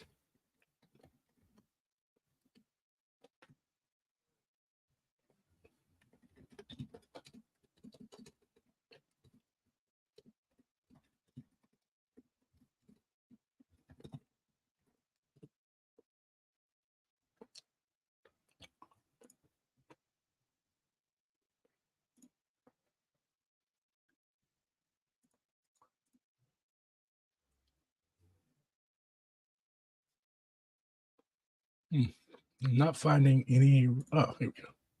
No, those are old primary results.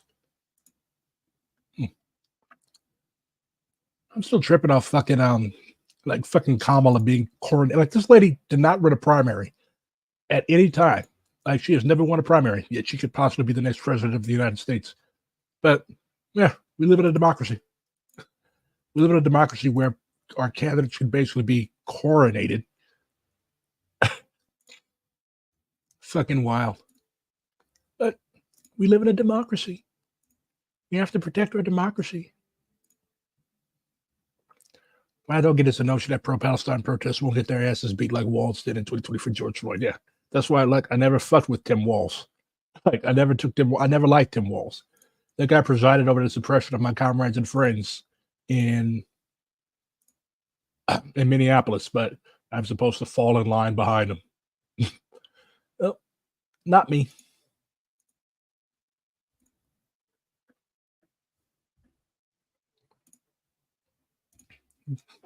So where's DSA in all this? This is our national statement on the presidential race that was released yesterday. It says, workers deserve more than Trump versus Harris. Every 4 years, working people are faced with the same choices for president: a conservative Democrat and a deranged Republican, and a gallery of self-promotional minor party candidates. I guess that's a dig at Jill Stein, who I voted for. For many people, voting doesn't seem worth the effort. If reelected, Donald Trump would be a terror on the working class. As described in Project 2025, the extreme right wants to consolidate power under a Trump presidency through the expansion of authoritarian executive actions. He would aim to repress fundamental democratic rights, stoke violence and discrimination against immigrants and trans people, and throw into chaos essential federal regulations on labor, corporate profit, and the environment. His administration would also want to target organizations like DSA for repression. Harris is not the alternative that we deserve. She's embraced Trump's border wall and Biden's support for genocide in Palestine and would repeat destructive policies carried out under previous administrations, such as mass deportations and global imperialist warfare. She's highlighted the most depraved Republicans as her core supporters, like Dick Cheney and Alberto Gonzalez, who carried out and defended the torture and abuse of thousands of Iraqis. Her allegiance to the capitalist class is already tempered in its supposed interest in progressive reforms, and sows the seeds for future right-wing demagogues. The risk of a Trump presidency has grown because of her deliberate strategic choices. If Trump wins, the blame will lie squarely with Kamala Harris and the Democratic Party establishment. Both candidates oppose an arms embargo on Israel, the only policy that can bring an end to the ongoing genocide of Palestinians and prevent yet another horrific war in the Middle East. This choice is why so many people are rejecting the two major parties that are hungry for a political alternative. Many of our members, who are idiots, are committed to defeating Trump and will vote tactically to that end. There's no such thing as voting tactically for Kamala Harris, another fascist. Like, I hate this language. I hate this phrasing. I hate this framing. Like, there is no such thing as voting tactically for one fascist. You cannot vote tactically for Mussolini to stop Hitler. Others are committed to reject the human horrors and hollow principles that Harris represents, so they will vote for a third-party candidate like I did, or leave their ballot blank. What's most important is organizing we do after Election Day and our ability to fight the capitalist class by strengthening our unions, mobilizing millions of people to fight injustice, and electing socialists to all levels of government. That is why we are running Democratic Socialist candidates for office across the country, like Congresswoman Rashida Tlaib, San Francisco Supervisor Dean Preston, Georgia State House candidate Gabriel Sanchez, New York Assembly candidate Claire Valdez, Louisville City Council candidate J.P. Leininger, and congressional candidate Devin Davis, and many more. As democratic socialists, we refuse to be limited by the Democratic and Republican factions of the ruling class. They would like working people to stay alienated from each other and competing amongst ourselves for scraps, but we refuse that too. We choose solidarity. We understand that only a mass movement of the working class can fundamentally change our lives for the better. We must organize mass strikes, issue campaigns, boycotts, protests, sit-ins, and marches, all of which will require powerful labor and tenant unions, student groups, parent groups, and community coalitions. It will also require running more candidates for office that want to build a new working class political party. DSA is building a party that fights for democracy, dignified jobs and wages, Medicare for all, education for all, housing for all, a livable planet, an end to the U.S. war machine, and a free Palestine, and the eventual transformation of our economy from capitalist exploitation to collective liberation. Read more about our platform, Workers Deserve More, at 2024.dsausa.org. In 2024 and beyond, workers deserve more. Workers deserve a party of our own. Join DSA to build it. Find your local chapter or start one today. So that's your line of march. Like, we do not have to suffer this bullshit. National actually did pass pass an anti-Zionist resolution. It was just watered down significantly from what the left wing of the organization, people like me, wanted. But we do have an anti-Zionist resolution, which is good. I'm really not in the mood to open up that can of worms again, but we do have an anti-Zionist resolution on the books. Let's see what this liberal is up to.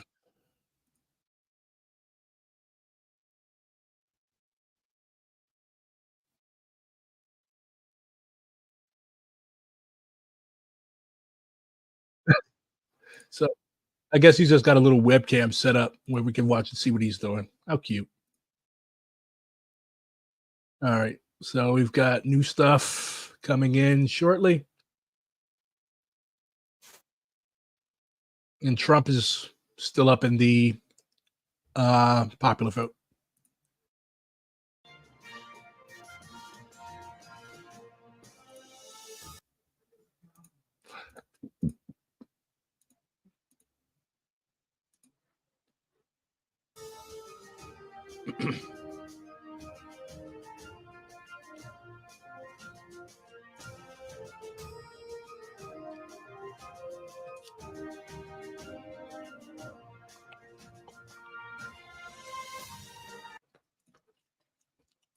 Who do I think will win? Honestly, I think Trump has it, but that's just me.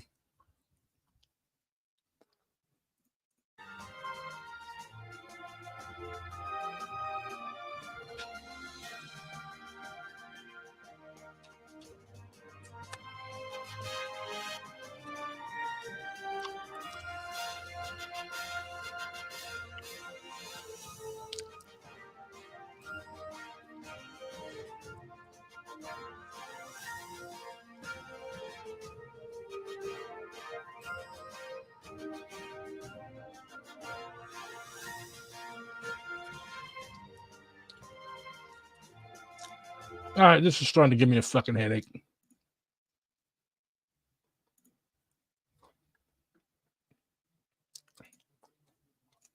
All right. So Trump has 154 electoral college votes, and Kamala has 27.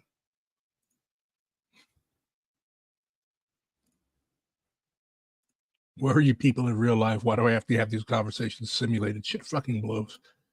Oh, they're just real. They're real people, just like you. They're just very, very far away. So let's see. What do we got? Oh, you got polls closing in 15 states, including Arizona, Wisconsin, and Michigan at 9 p.m. Eastern time. So Ohio is still up in the air, but Trump's lead has grown.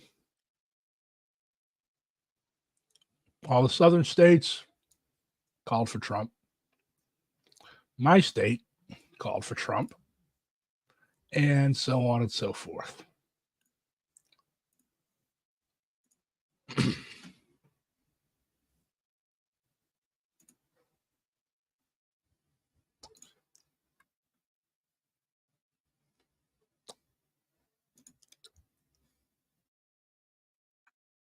watermark where Biden was in 2020. So guys, still very close in Georgia, as we said. So, too close to call was about. Just give it to Trump already. Damn.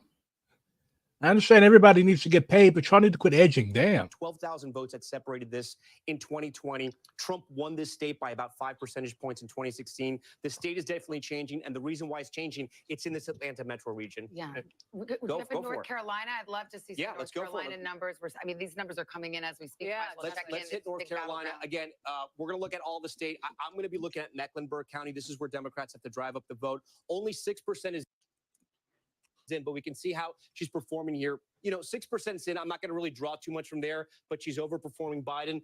We go to the research triangle here. Wake County, 76% of the vote is in. We compare her to Biden, 62 to 63. She's doing better. I know a lot of the vote is in over here in Orange County. This is UNC Chapel Hill, the research triangle. You have medical research jobs, high-tech research jobs, affluent suburbs, highly educated Democratic voters. 86% of the vote is in. Let's see how she compares to Biden. Slightly overperforming Biden, not by much, but look. Okay, so I'm looking at other results. In my state, Amendment 3, the amendment to the Constitution that would create a right to reproductive freedom, such as abortion and birth control, 61% voted yes on it, and 39% voted no. So it seems that Missouri voters aren't as stupid as they appear. Any little increment makes a difference when you're talking about a 10,000 vote difference at the end of the day. Right now, the difference is about 41,000 in that county. Trump is on top right now. He's going to run up the rural vote. We can check out some of his counties over here in Western North Carolina, Graham County. These are some of the counties that were affected by Hurricane Helene and all that devastating flooding. 95% and 81% in 20. I bet you the liberals are going to be saying the most anti-Appalachian shit after tonight. Like, oh, you guys got drowned by a flood, and you stupid motherfuckers are still voting for Trump. All of you fuckers should have been drowned. Like, why are people voting for Trump in the first place? Because these people feel forgotten. They feel left behind. Like, people in these fucking mountain regions, like, they are people who are working class. Like, if there was an independent revolutionary socialist party, or shit, fuck revolutionary, just an independent socialist party, they would probably vote for it in the hundreds of thousands, if not millions. But like, they're sick of both the Democrats. They back Trump because they see him as being a subversive. They see him as being somebody that actually gives a fuck about them. So socialist communists, we can learn a lot from this. Like, I always ask white socialists, like, why don't you guys like working amongst your own people? You guys love coming into black neighborhoods telling us what to do. Why don't you guys organize and work amongst your own people? I don't know. Maybe because many of them want to work what they're comfortable at in big cities, where they can get their artisanal weed. Does anyone know of a ballot amendment for reproductive rights that have failed? As I understand, it's extremely popular. I don't know any off the top of my head, no. Let's go back to these yapping liberals. Could be a very good sign for Democrats tonight. But some of the vote. These people are fucking delusional. What is that like in these rural counties right here? If we check out Johnson County, just outside of Raleigh, connected to that, I'm actually kind of curious, even though only 8% is in here. This was a county that they were looking at to see if Democrats could make inroads there. It looks to be about the same, only 8% in, guys. But we're going to keep a close eye on North Carolina as more of this map gets filled out. All right, so here's where we are, 7 minutes after 9 o'clock in the East Coast. 6 polls have closed now of 6 of 7 battleground states, still waiting, obviously, for the 7th tally. You heard the numbers. Break it down. You heard the numbers. Break it down how we're viewing it through the lens of through the exit polls, which are polls. coming in. And I got to give the grain of salt caveat, which is these numbers don't get finalized until closer to Thanksgiving, right? So we don't want to overread into them, but they are an indication of where things stand. And what I'm looking at, given that polls have just closed now in the rest of the blue wall states, Michigan and Wisconsin, here's something interesting. Look at the youth vote here. This is a little tricky to look at, but I'm going to walk you through it. Look at Vice President Kamala Harris. She is winning younger voters under the age of 30 in Wisconsin, but Donald Trump is right on her heels there with 47%.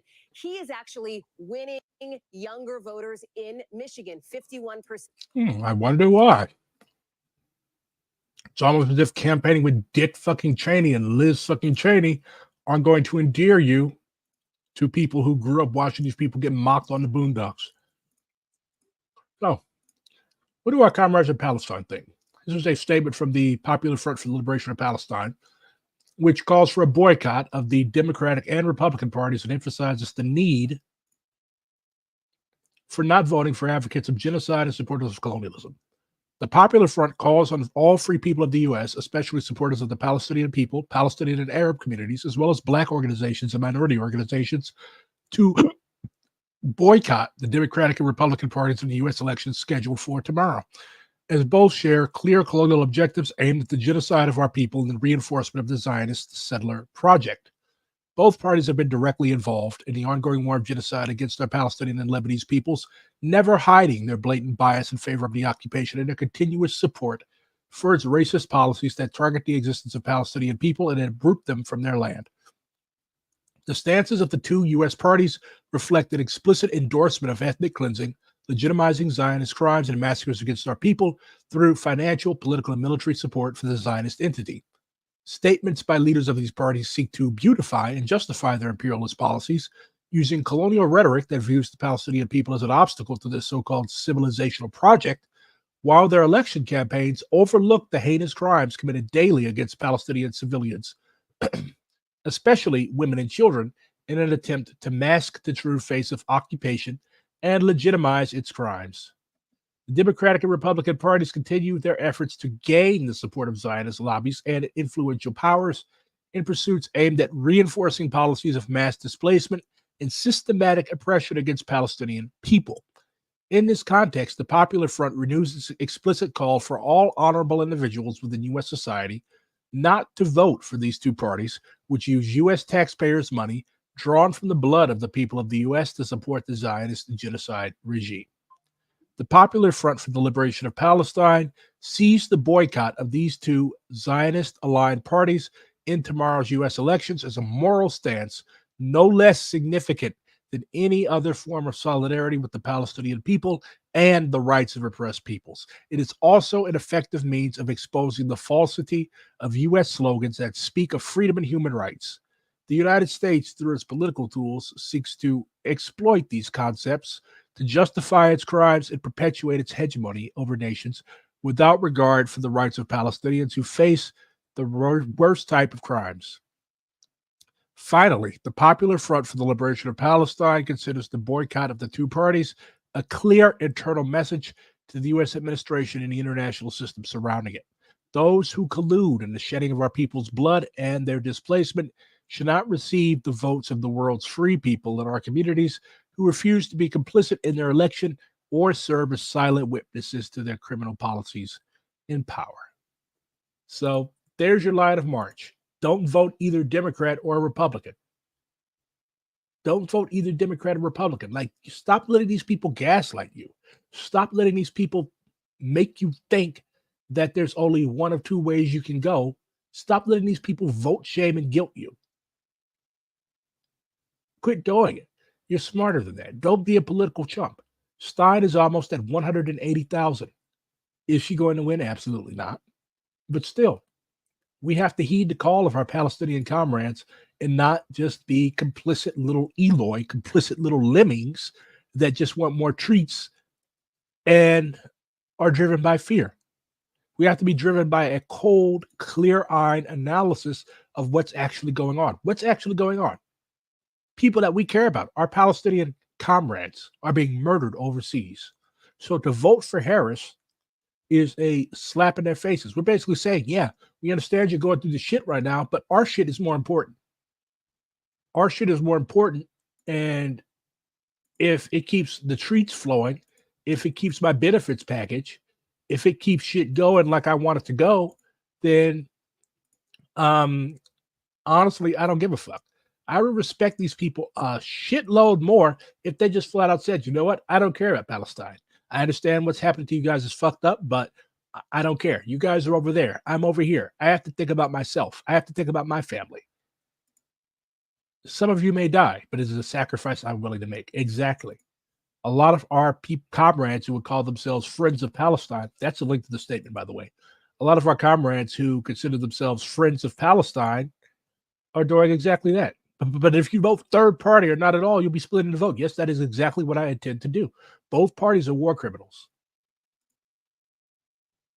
Both parties are war criminals. You survived 4 years of Trump. Many of us are not surviving a genocide from a Palestinian comrade. So this is real shit. Your treats, your well-being as a subject of this empire is not more important than the lives of our Palestinian comrades. It is not. It is chauvinist. It is self-centered. It is disgusting in the extreme to think otherwise. To 46%. Philadelphia suburbs. Well, the numbers coming out of places like Temple University, where the lines were so long, people were standing in lines for 3 hours. College campus, they had to add more voting machines. They were not expecting that, Democrats, particularly in Pennsylvania. So they're encouraged, what I'm told, by the raw data, emphasis on the raw data they're seeing. So they don't want to speak out of turn, but they feel all right. Yeah, Simone, what is worrying the Harris camp right now, looking at it from the other end of the glass? Well, the lines are very long and they want people to stay in line, Lester. I'm told that actually in Pennsylvania specifically, celebrities are FaceTiming in to the people who are in line, encouraging them to stay in line. So the organizers are out there with the phones saying, hey, so-and-so is on the line. There are concerts actually happening. They are This whole celebrity oriented shit bothers me. Like, America is such a celebrity oriented country. Like, it's like, that's how we treat our politicians. We don't treat our politicians as policymakers. We treat our politicians as celebrities. Like, where the fuck? Okay, Cardi B is calling me, telling me to stand in line. Okay, why would I give a fuck? They are looking at Pennsylvania very closely. And as the time that the vice president spent in the state, in the Commonwealth of Pennsylvania, I think is also indicative of where they see some gaps. Also, obviously, DeKalb County, in Georgia, the lines, the polling locations were staying open longer because of the bomb threats that were happening there and the evacuations that had to happen, encouraging people to know that it is safe to vote, stay in line.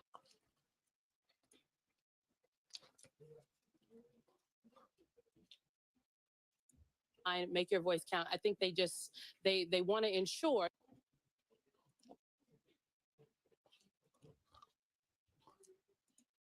they feel like that they can eke it out if people turn out to vote and stay in line. All right. Simone, thanks very much. We want to turn now to Garrett Hake. He's at Trump headquarters in West Palm Beach, Florida. And we just got the now to Garrett Hake. He's at Trump headquarters in West Palm Beach, Florida. And we just got the inside scoop from the Harris campaign. So what are you hearing from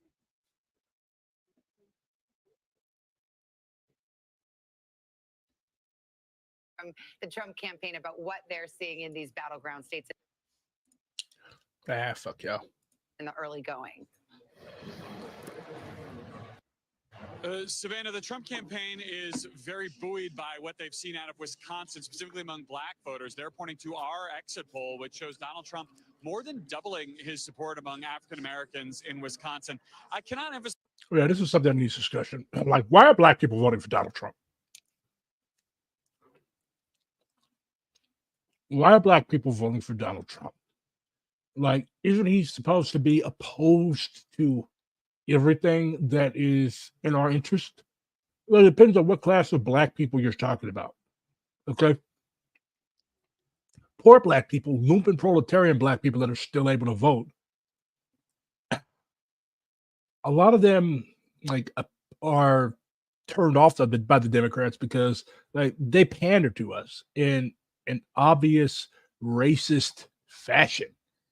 Okay, they obviously do not give a fuck about black people. They don't give a fuck about black people. Like, the cities that we live in have been run by Democrats in many cases since the late 19th, early 20th century. Okay, my city, St. Louis, hasn't had a Republican mayor since 1949. Okay, so the fact that our cities are shit, the fact that our schools are defunded, all of that falls on Democrats. So if the Democrats are cutting us shit deals, then a lot of less educated black people, of course, they're going to go out and vote for Trump because he is probably the first Republican candidate that has actually went out and sought our votes. Okay. I did not vote for Trump. Okay. I'm black red card. I'm not Trump red card. I voted for Jill Stein, but I've had this conversation with many, many, many black people around my age. The Democrats don't do shit for us. Democrats are never there when we need them. When we stage uprisings in the streets after the pigs kill one of us, the Democrats are the first to come out and denounce us and call us, say that we're not working in our interests. What the fuck do you know about our interests? So losing black votes is what happens when you pander. Like, you can't run off civil rights cloud anymore. You can't run off the good economy from Bill Clinton anymore. That's our parents and our grandparents' generation, okay? A black person my age, 30, we want more. We expect more. I'm not voting for Democrats because I'm not a genocide supporter. And for two, they're just the left wing of this fascist shitbird that we live with that shits on our head every year. So that's why black people are inclined to vote for Trump, because he offers something for us that is not just pandering and bullshit in a lot of people's minds. That's why. But no, it is not implying that black people are stupid or anything like that. We're actually very smart. Emphasize enough how much this has been an emphasis for the Trump campaign to try to improve their margins. So they got blown out with African American voters in 2020. If they were able to move the percentage that they got from 8% to 10, 12, 15, in this case, based on these early exit polls, getting 20% in Wisconsin, that's the kind of thing that could make a huge difference in a race that might be decided by 15 or 20,000 votes in those states. They spent heavily on television. They spent heavily on African American media, trying to find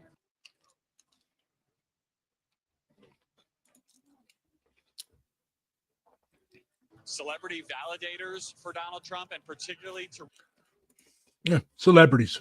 Both sides are relying on celebrities. Why? Because America is a fucking stupid ass country. We made one of you president, didn't we? Vote for us forever, please. Clown, clown, clown. Precisely. Let's see what new results have come in. So I logged into my New York Times account so that I can see all this shit for you guys. Michigan. Okay. Jill Stein with 11% of the votes in. They must not have counted the heavily Arab areas. So Kamala is up by high tens of thousands.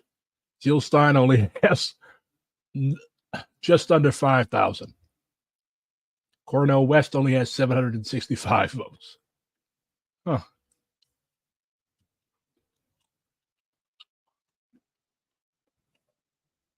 So let's look at Wayne County. So less than 1% of the votes in, and Trump is leading. I imagine that'll be our battleground county in a battleground state today. Of course, all the Yoopers are Republicans. See what's going on in my state. St. Louis County, St. Louis City.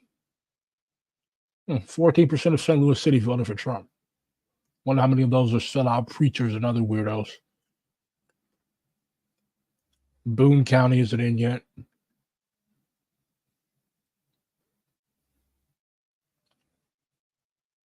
So, New York Times has this little like thermometer where like they estimate it's going to win. So they've got Trump getting 284 electoral votes. They've got Harris getting 254. So they're basically predicting Trump is going to win. Basically the same thing that I did, but again, you never know. With 5% of the votes in, Trump leading in Wisconsin. And they give Harris a 0.1% margin of victory there. Arizona, there's no votes being reported. Maybe a rattlesnake stole them. Pennsylvania. Okay, Kamala has a pretty big lead, but all this shit here in the middle has not been counted. Philly, of course. Really, really big lead for Kamala. one of the blackest cities in the country. So, estimated margin, Trump with 0.5%.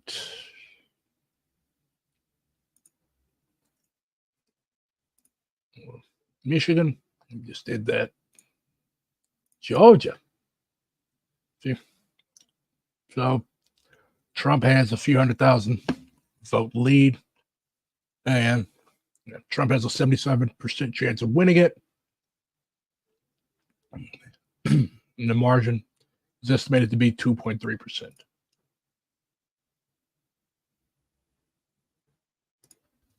Oh,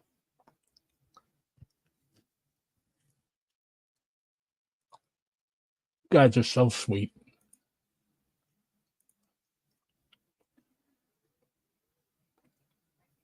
So yeah, that's what's happening now. Again, here's the issue. The remaining votes in the Democratic counties like Franklin, which is Columbus, Cuyahoga, Cleveland. Look at the numbers here. In Cuyahoga, look how many votes are still out. 377,000. She's on top by 71%. Oh, Kamala's on top. Kamala's topping Trump. See how she did compared to Biden 4 years ago. 60.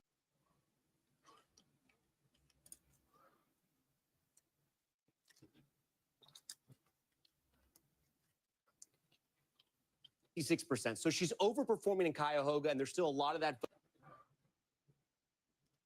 vote that's out. Let's go down to Franklin County. It holds the capital of Ohio, Columbus, 68%, overperforming there with about 60% of the vote that's in. And then again, 266,000 remaining. So just those two counties, we're talking about more than 500,000 votes. And that's way bigger than the spread for the entire state. Hey, Tom. Yeah, go for it. I mean, when you talk about some of her overperforming in those areas,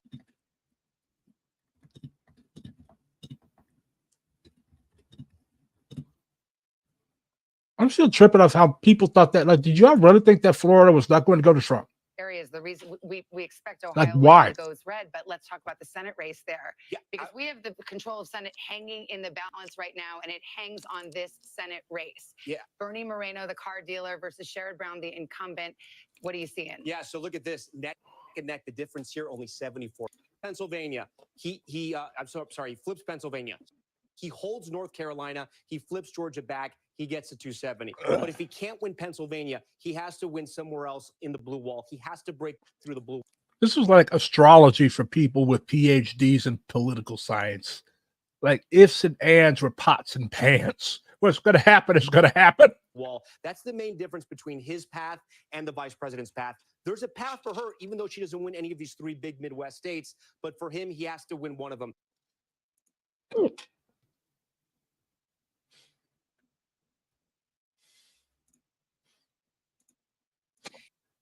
If he wins Michigan and he flips North Carolina, holds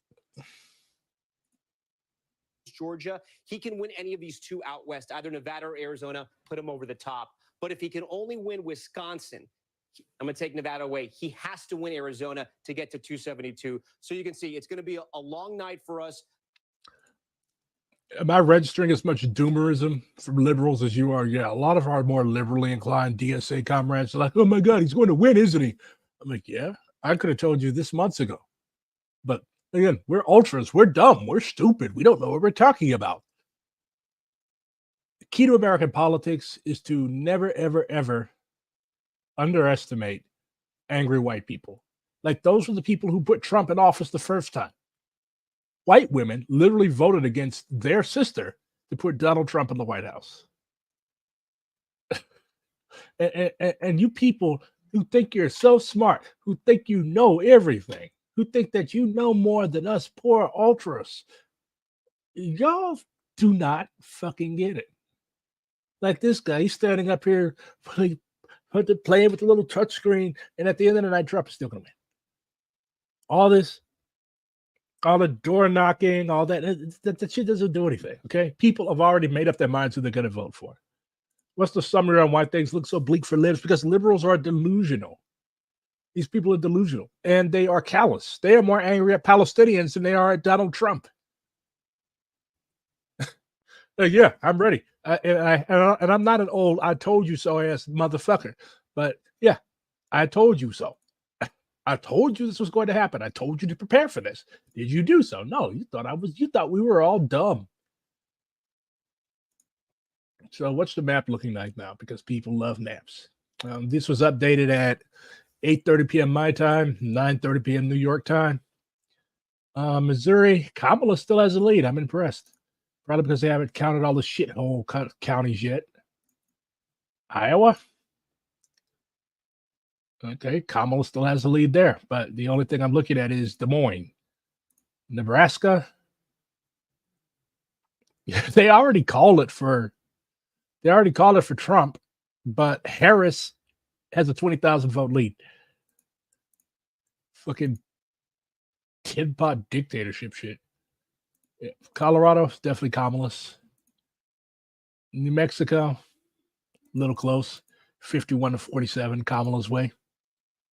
Donald Trump has a 5-point lead over Harris in Georgia with 77% of the votes in. Just call it for the ban already. What are you waiting for? Trump has a 2-point lead over Harris in Virginia. North Carolina, narrower, 3 points. 10-point lead for Harris in Pennsylvania.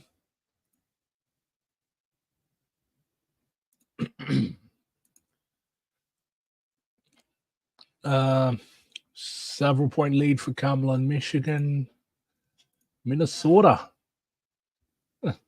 Trump has a lead there, but they started reporting the rural counties early, it looks like. Minneapolis has no votes in yet. Ramsey County, which is next to Minneapolis, has some in. Wisconsin. But yeah. It's going to be close, but I still, again, at the end of the night, I still think that Trump is going to come out the winner. Maine, I think on my map last night, I gave that to Harris for some reason. I wasn't drunk. Maybe I was just sleepy, but yeah. Oh, that's what we're looking at. Leads to a domino effect, if you will. And that's one of the reasons why we were watching Ohio, because if he were not to win a state like Ohio, which he won the last 2 presidential. Anton Gementum, I don't think he lied. I think a lot of these people just talk about this stuff and it's what they want to happen. Like everybody has a bias, okay? Like everybody already has what they think is going to happen in their head going on. So I don't think people are lying intentionally or intentionally spreading misinformation. I think people are just trying to fit reality or fit the numbers to their own preconceived narrative because they don't want to be wrong. They don't want to look wrong, and they don't want people to stop following them. So, yeah, I don't think people are lying intentionally. Just because somebody is smart doesn't mean you can predict the future.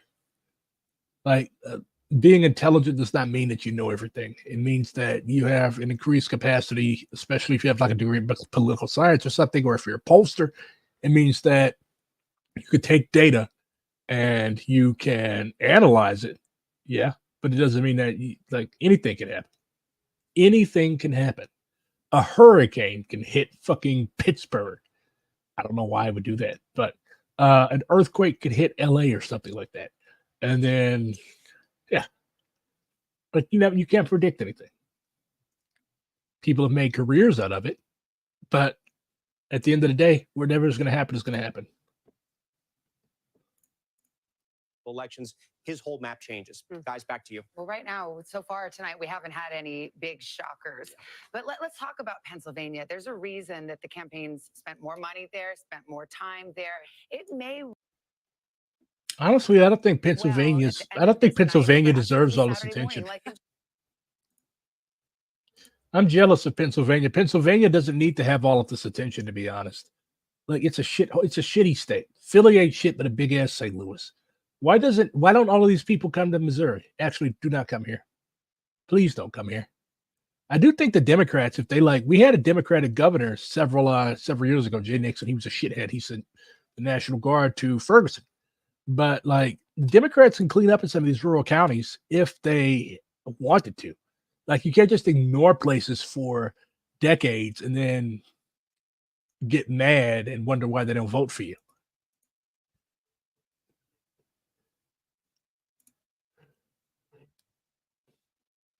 So Trump is at 178. 2020. It will all Kamala's come at down 99. to Pennsylvania. It very well could come down to Pennsylvania. 19 electoral votes. It is the biggest battleground prize out there. And part of why we're watching states like Ohio so closely, like North Carolina as well, particularly in the suburbs, is to test how those counties in those collar counties in Pennsylvania might go. Remember, President Biden won Pennsylvania not because he won the Philadelphia County area, but because he was able to really drive up the vote among white working class voters in those collar counties. One more point. The white working class. Just to mention, as we watch all of these returns come in, when President Biden was at the top of the ticket, a state like North Carolina was out of reach for Democrats. The fact that we're talking about it right now, the fact that there's been so much play in North Carolina, that former President Trump spent so much time there in recent days, underscores the fact that they have tried to open up more paths, and we'll have to see if that was effective at all. I want to ask a little bit about Michigan. We haven't really talked much about the Gaza war in Gaza and how that might affect the vote, in Detroit and in a war in Gaza. You mean the fascist ethnic cleansing? Like, this is why Democrats are fucking losing. Like, what the fuck do you mean? You just see this as another issue? This is people's lives. You only bring it up when Michigan is brought up. Like, this should be what you brought up first. I remember Brett from Rev Left, good dude, by the way, saying that if Trump does win, it'll be weird to watch libs out protesting policy stays excused and defended for 4 years. Yeah. So who is winning? Hello, late Larry.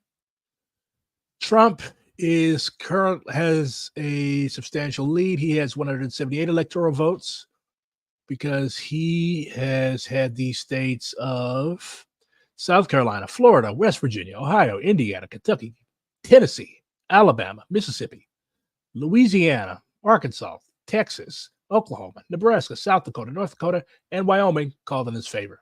So he has 178 electoral votes. Kamala has had the states of New York, Vermont, Massachusetts, Connecticut, New Jersey, Rhode Island, Maryland, Delaware, and Illinois called in her favor. So they have some predictions down here. Harris is expected to win the states of California, Colorado, Hawaii, the Maine 1st District, Oregon, Washington, and of course, D.C. easily. She's expected to win Nebraska, 2nd District, New Hampshire, New Mexico easily. And also narrowly win Virginia, Minnesota, and Maine. So the competitive states, the states we want to watch are Arizona, Georgia, Michigan, Nevada, North Carolina, Pennsylvania, and Wisconsin. These are the states that are basically going to decide this. All the rest of this shit over here is going to be for Trump.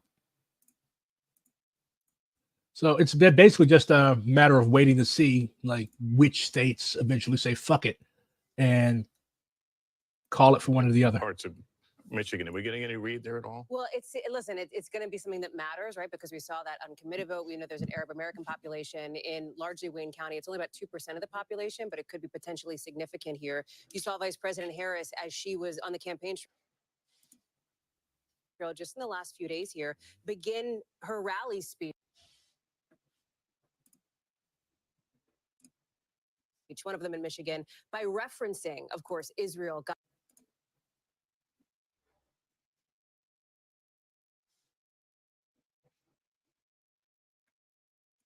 I bet Van Jones is practicing his cry. For her campaign speech.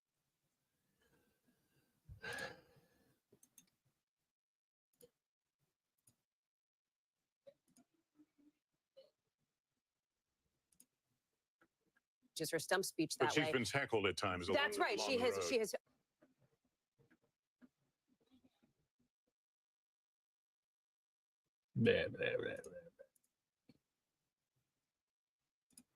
Leads on that issue. More people who said that democracy was their most. It's interesting. The state of democracy. What does that mean?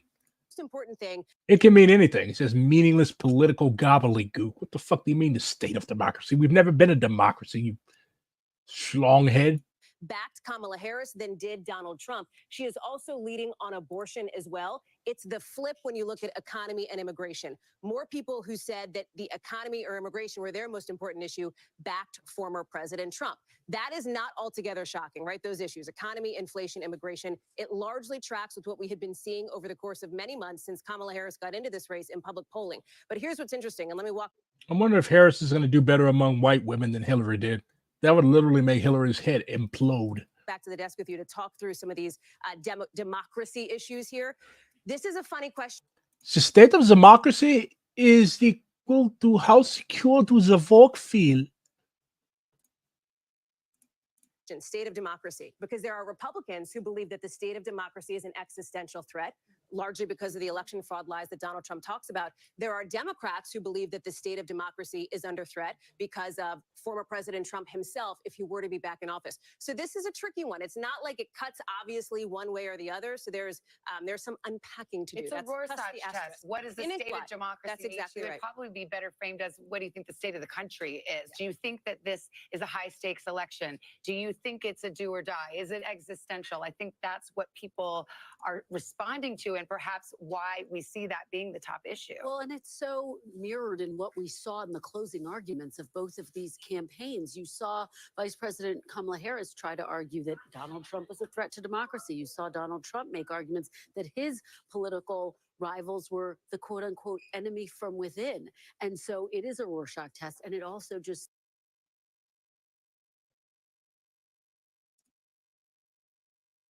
speaks to why, as we watch these states come in,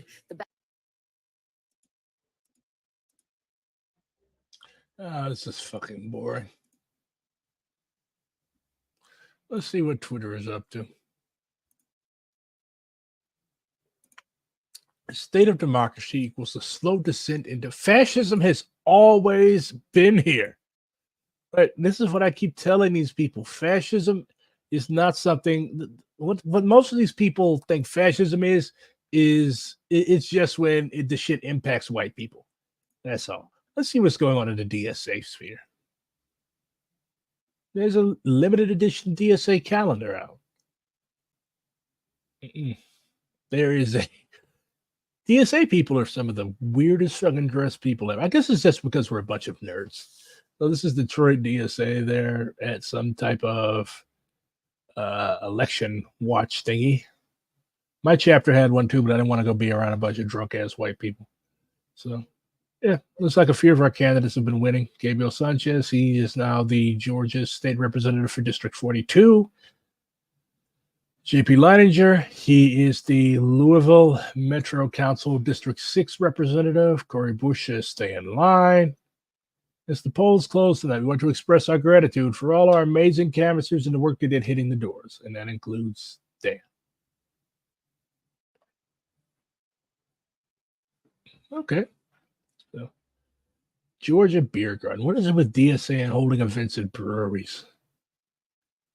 Not that I'm opposed to a good porter every now and then. I just do. But whatever. It's the culture.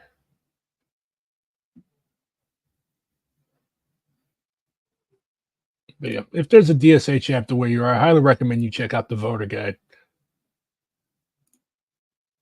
When the cops shoot y'all and return to work the next day, I'm not marching for none of you jackasses voting for Trump or donating to your poor ass mom's fish fry. You people are just callous and fucking evil. Maryland voters had protection for abortion rights in the state constitution. Okay. Claire Valdez says, thank you, Queens. I am honored to be the next assembly member to serve the working families of AD 37. Congratulations. All right. Let's see what's going on here. Nick Tilson from the Indian Collective. He is 80 years old, and he is a boarding school survivor, and he's the longest living incarcerated indigenous political prisoner in American history. And so as Even here on election night, we hold Leonard Peltier in our prayers. And even in this transition of leadership that will be happening, we are calling for executive clemency to President Biden for Leonard Peltier to release him. And that would be one of the ways that President Biden can deliver a win to Indian people is to release Leonard Peltier, to recognize what this country has done to him. These are issues that we deeply, deeply care about. And so we have to reconcile the past in order for us to move forward. And I really don't want those issues like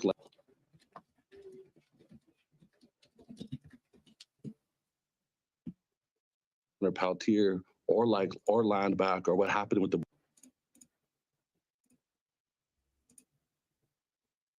I agree.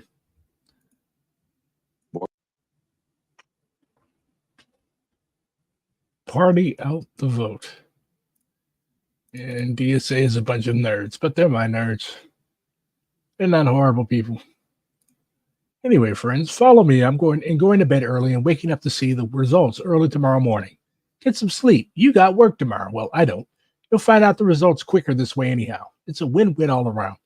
Yeah, don't stay up all night stressing yourself out and going crazy. Okay, don't do that to yourself. Right now is that Sherrod Brown is in a tough race, and it is possible. I certainly am not saying that it will. It's possible he could lose. If Sherrod Brown loses his race, and if John Tester loses his race in Montana, and testicles. Already West Virginia has been declared as a Republican win, you're in a situation where it's almost certain that the Republicans will control the Senate. NAP is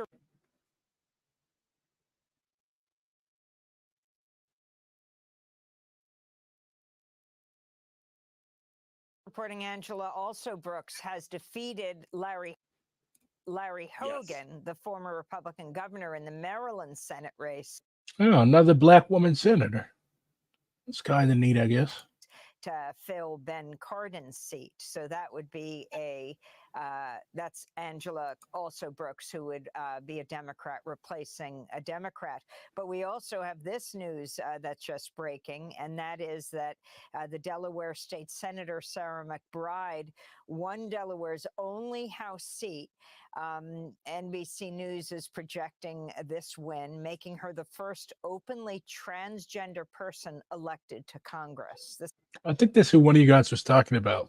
Significance of this, John. It's very significant. It means our politics is opening up, right? That we are seeing people who really look like all of America getting elected in different places, right? Wins that might have been unimaginable a few years ago now happening. And Delaware is a very Democratic state. She was a Democratic candidate. She ran a very, very good campaign. And so at the end of the day, you're seeing real progress here in America. But I will count. Wait, Florida does not want to legalize medical marijuana or recreational marijuana? Wow. That state needs to be just hacked off and given to Cuba. Like, it always does the weirdest fucking shit. I will counsel that that what we're seeing tonight around the country, I think, is a pattern of results that Elon Musk is spending the election night with Donald Trump. They're definitely fucking. JD Vance is going to be in the corner fucking the armchair, and Elon Musk and Trump are going to be doing butt stuff. That kind of fit our states, right? That states that are a little more progressive, a little more democratic, are in fact producing wins for Democrats. States that are more Republican producing wins for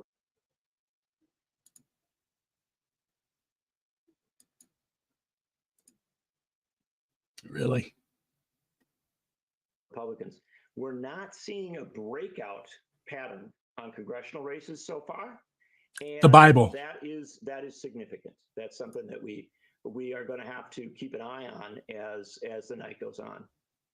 Sarah McBride won in Delaware, and I wanted to go to your own state of Wisconsin with Tammy Baldwin versus Eric Hovda. Eric Hovda, the multimillionaire who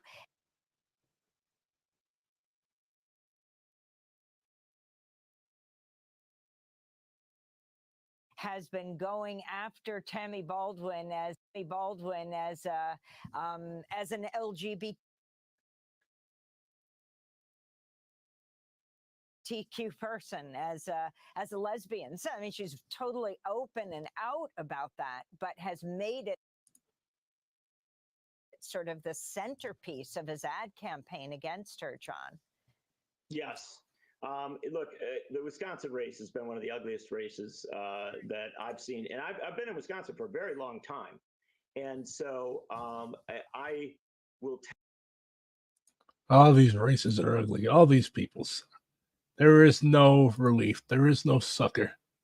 We are all going to suffer unless we take action to stop our suffering. Damn, Kamala is still up. What are they doing? Delivering the votes in the rural counties by donkey cart or something? She's obviously not going to flip Missouri, but still a relatively narrow lead for Trump in Kansas. Guess get out the vote efforts have been doing something. Just call Georgia already. They do this shit every. I think this is a conspiracy to make people so eepy they don't go to work the next morning, so that they remain glued to the TV. But that's where we stand right now. More polls are closing. All these mountain states. Yeah. So, yeah. I guess Arizona is just going to report all their votes in a big-ass hunk. Maricopa County, which, if I recall correctly, is the former stomping grounds of Joe Arpaio, says that it could take 10 to 13 days to count votes. And, of course, you've got Hawaii and Alaska, who are going to be reporting probably after you've gone to bed, because working class people have work tomorrow. I don't, but I'm still working class. Harris Walls, more like Harry Balls. You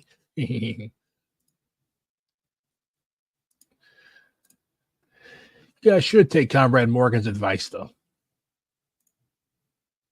Trade officer. You receive liberal tears. Israel gets war with Iran, which we'll probably lose.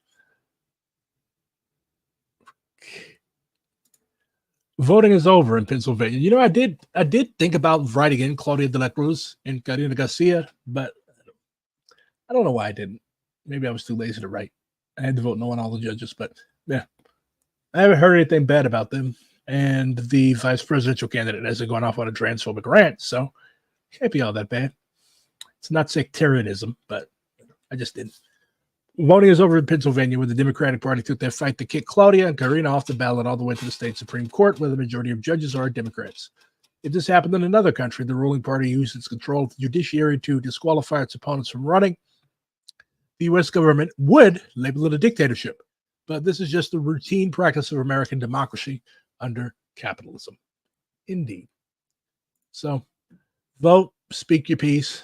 Tears and shock at Hillary Clinton's election night party. I love nothing more than watching a bunch of weird-ass white women cry.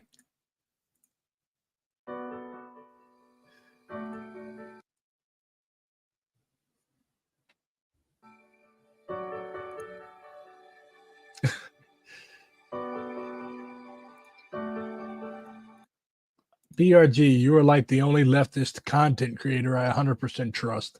Not trying to be parasocial, just want you to know. Oh, I appreciate that. You just warmed my non-existent heart. I love you.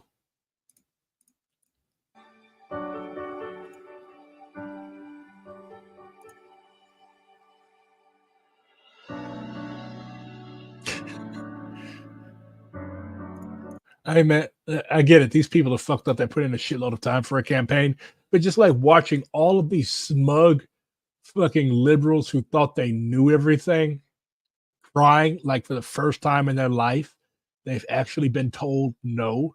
Like, that is rich. I love that. Press H to give BRG a big hug.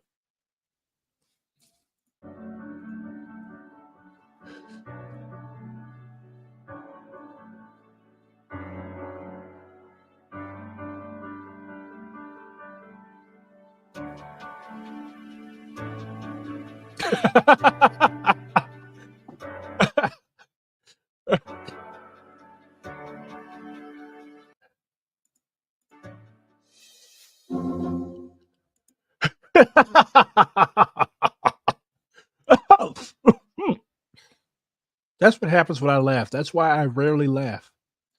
Look at what you've done to me. I'm not watching that shit again. I don't want to watch the board just go around and around and around. The climate change movement, the climate crisis under Trump is going to be a disaster. And we need to choose the environment which we want to organize under. And frankly, as much as I don't like to say it, that is Kamala Harris's Oh, shut up. presidency if she wins. And what are your with the election today? What did you see in terms of turnout by young people? Here in Florida, the turnout has been very, very large on behalf of young people. Here at Smoke break. You can sit and listen to this twink talk about why he's running for Kamala. I will be right back. my own campus, on my college campus, there has been a 147% turnout from the amount of students that go to this college to the amount of people that actually turned out to vote, which means that a vast majority of the people who go to school here have voted. And that is consistent across all of the major college campuses in the state of Florida. And that is very consistent throughout the country. This election is decided by young people. We are the voice that is making this election possible. And Kamala Harris can't win without us. This election is going to be decided by the youth vote. And do you think she was successful in reaching out to Gen Z? To you? I do think that she had a lot of shortcomings when it came to her campaign reaching out to Gen Z, especially on an international level, as well as on the climate crisis. She has not addressed the climate crisis as much as we would like to, although we have had a few wins, such as her including the climate crisis into one of her plans earlier in the year.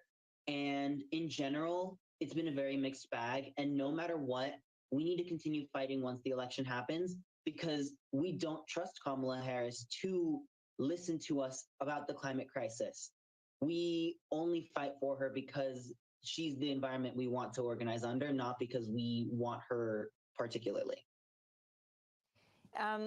Manuel, we only have a minute. We talked to you after, I can't remember if it was Hurricane Milton or Hurricane Helene, but how have the recovery efforts gone in Florida? And are people making the connection to climate change?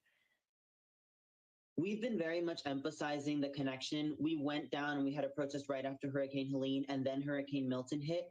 And frankly, the hurricane relief efforts have been pretty successful in terms of like getting people back on their feet. Lots of relief efforts are still going on at the moment. We're still distributing food. Lots of our partner organizations, just Florida Student Power, are still holding food distributions down in more affected areas in Sarasota and in Kissimmee and in areas like that. And in general, people have been making that connection. That connection is being very much reinforced in the state of Florida. And we're hoping to see that, if not now, then in the future. Well, Manuel Ivan Guerrero, we want to thank you very much for being with us, and congratulations on voting for the first time in this election as an 18-year-old freshman at the University of Central Florida, a climate organizer with the Sunrise Movement. We'll be back with our election night special in a minute. We're continuing through midnight. This is War, Peace, and the Presidency. As we cover the latest news at the top of the hour, we'll summarize everything we know at this point for both the presidential race, Senate races, congressional races, and ballot initiatives around the country. We're going to start off by talking to Texas Congressmember Greg Casar. I'm Amy Goodman here with Juan Gonzalez. I'm in New York. He's in Chicago. This is Democracy Now!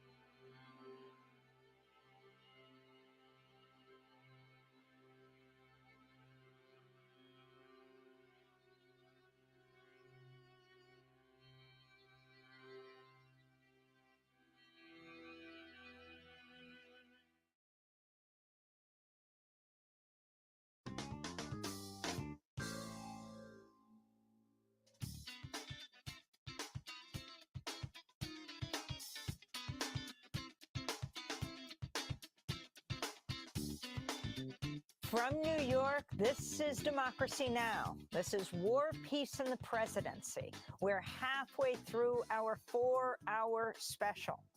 I'm Amy Goodman with Nermeen Sheikh here in New York. It's 10 p.m. on the East Coast. Polls have closed in Montana, Nevada, and Utah. In Delaware, Democrat Sarah McBride has been elected the first openly transgender Congress member in U.S. history, defeating Republican John Whalen. She's vowed to address criminal justice reform, abortion rights, and gun violence, among other issues. In reproductive rights news, ballot measures protecting abortion access have passed in Maryland and New York. They failed in Florida.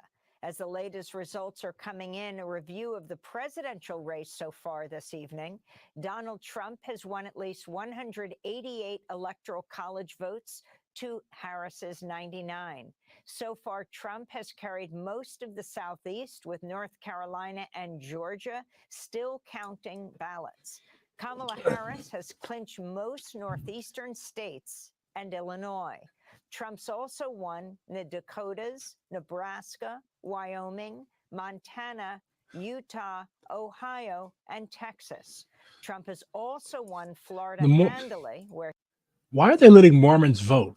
Like they're in a containment zone. They have lost all of their democratic rights.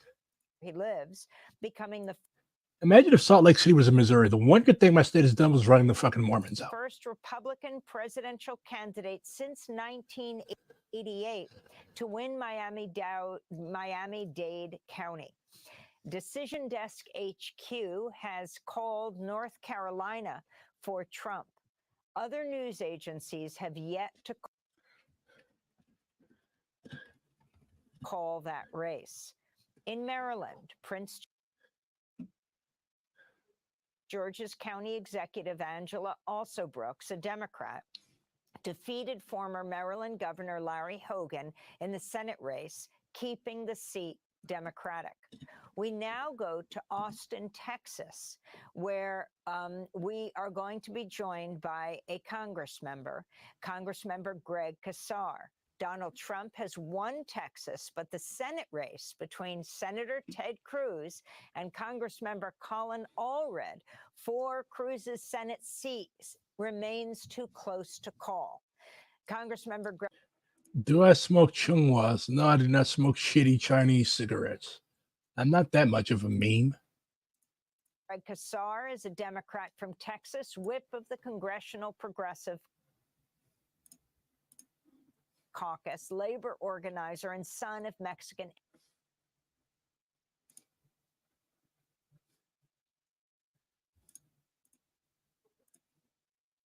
Son of Mexican immigrants. Yes, yes, yes. I don't know why it's necessary to say all that, but I digress.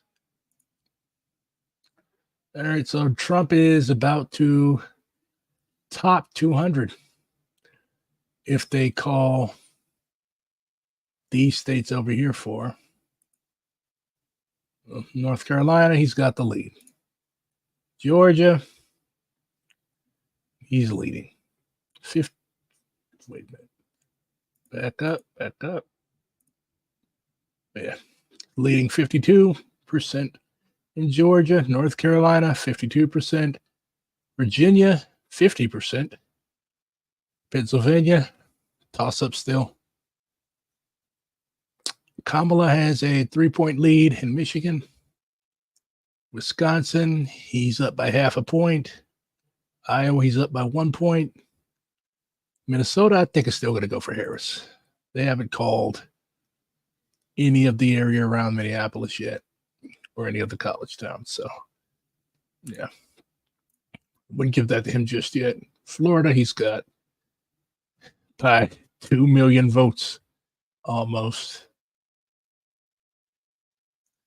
Kansas, he's going to probably sweep that. So, yeah, it's Trump's neck and neck in Arizona with 36% in. He's leading in New Mexico. Have they gotten Albuquerque yet?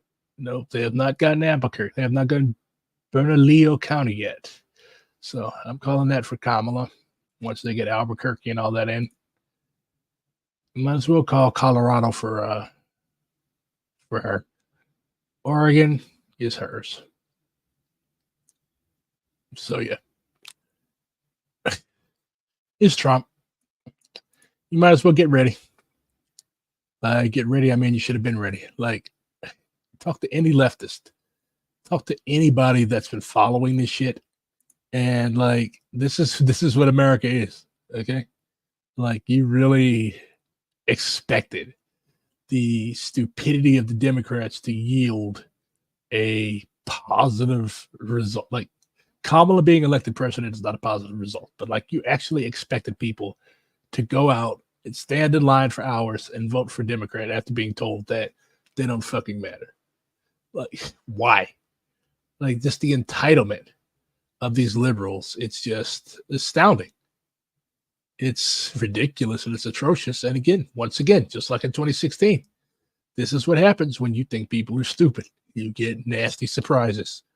So I'm already calling it for Trump.